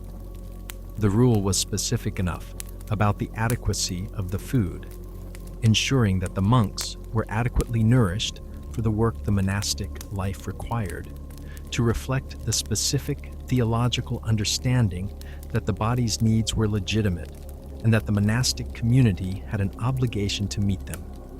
The specific tensions between the rule's adequacy requirements and the rule's moderation requirements were the specific tensions that the monastic community navigated constantly, and the way they navigated it produced specific institutional food cultures of considerable sophistication. The greatest medieval monasteries were among the largest food-producing and food-processing establishments in medieval Europe. Fountains Abbey in Yorkshire, at its height, a community of several hundred monks and lay brothers, operated grain mills, fish ponds, sheep farms, cattle farms, and kitchen gardens of a scale that dwarfed any individual secular estate's food production.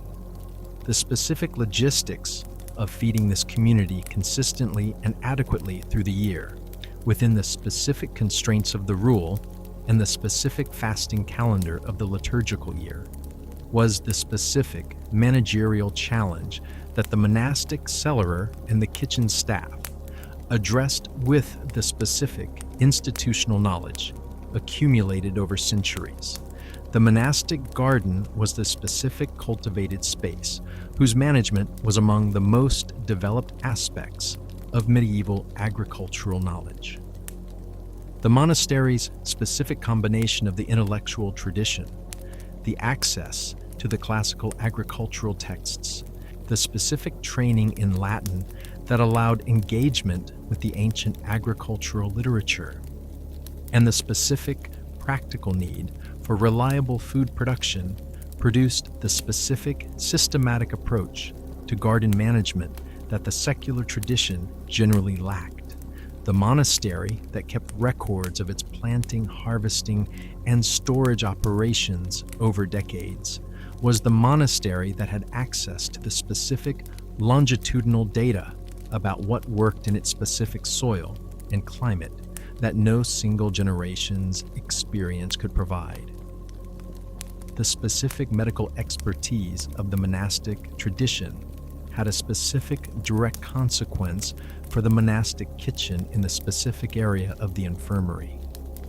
The hospital care that the monastery provided for its own sick members and often for the wider community. The infirmary kitchen was the specific subsidiary kitchen whose operations were governed not by the rule's general food regulations, but by the specific medical requirements of the patients it served. The infirmary cook, who prepared the specific restorative dishes, the broths, the custards, the specific easily digestible preparations that the medical tradition prescribed for convalescent patients, was the cook operating at the intersection of culinary and pharmaceutical knowledge in the specific way of the medieval medical tradition. The ale production of the monastery was the specific large-scale operation that provided the specific daily drink of the monastic community in the quantities that the rule's daily ale allowance required for a community of several hundred people. The monastic brewery was the specific institutional equivalent of the alewife's domestic operation scaled to industrial proportions, and the specific quality management of the monastic brewing operation, the maintaining of the specific yeast culture, the management of the specific malting and brewing processes, was the specific craft responsibility of the cellarer, whose professional knowledge encompassed both the management of the monastery's stores and the production of the beverages from those stores. The specific wine production of the southern European monasteries, the Benedictine and Cistercian vineyards of Burgundy, whose specific terroir and specific production methods the monastic tradition had developed with the specific systematic attention that only institutional continuity across centuries could achieve, was the specific wine production tradition that established the foundations of the modern Burgundian wine industry, the specific vineyard management knowledge accumulated by the Cistercian monks of Citeaux and Cluny over 5 centuries of continuous cultivation was the specific viticultural knowledge that produced the specific identification of the climate. The precisely bounded vineyard parcels whose individual characters the monks had mapped and recorded with a specificity that modern wine culture still acknowledges. The bread of the monastic kitchen was the bread that the rule regulated specifically. The quantity, the character, and the distribution of bread among the community were specified in the rule with the precision that the central importance of bread to the monastic diet required. The specific white bread of the abbot's table and the darker bread of the general community was the specific social distinction of the monastic bread hierarchy that reproduced, within the constraint of the rule's equality requirements, the specific quality gradations of the secular bread world in the specific institutional context of the monastery. The hospitality table was a specific subsidiary dining context of the monastery, whose requirements added to the monastic kitchen's production demands, and whose specific character, the provision of adequate food for the strangers and pilgrims and noble travelers that the monastic hospitality obligation required the monastery to receive, was regulated by the rule's specific hospitality provisions. The guest who arrived at the monastery gate was the guest who was to be received as Christ, the specific theological framing of the rule that made the hospitality obligation the religious duty rather than the social grace. And the specific food provided to the guest was the specific expression of the monastery's fulfillment of this obligation. The monastic cookbook tradition was the specific record of the institutional food knowledge that the monastery's specific combination of literacy, record keeping, and long institutional continuity produced in the specific form of the written recipe collection. The specific monastic recipe collections that survive, fewer than the secular aristocratic collections, but distinctive in their character, reflect the specific Lenten emphasis and the specific medicinal culinary integration that the monastic food culture had developed. The monasteries were also the specific conduits through which ancient culinary knowledge survived the specific disruptions of the early medieval period.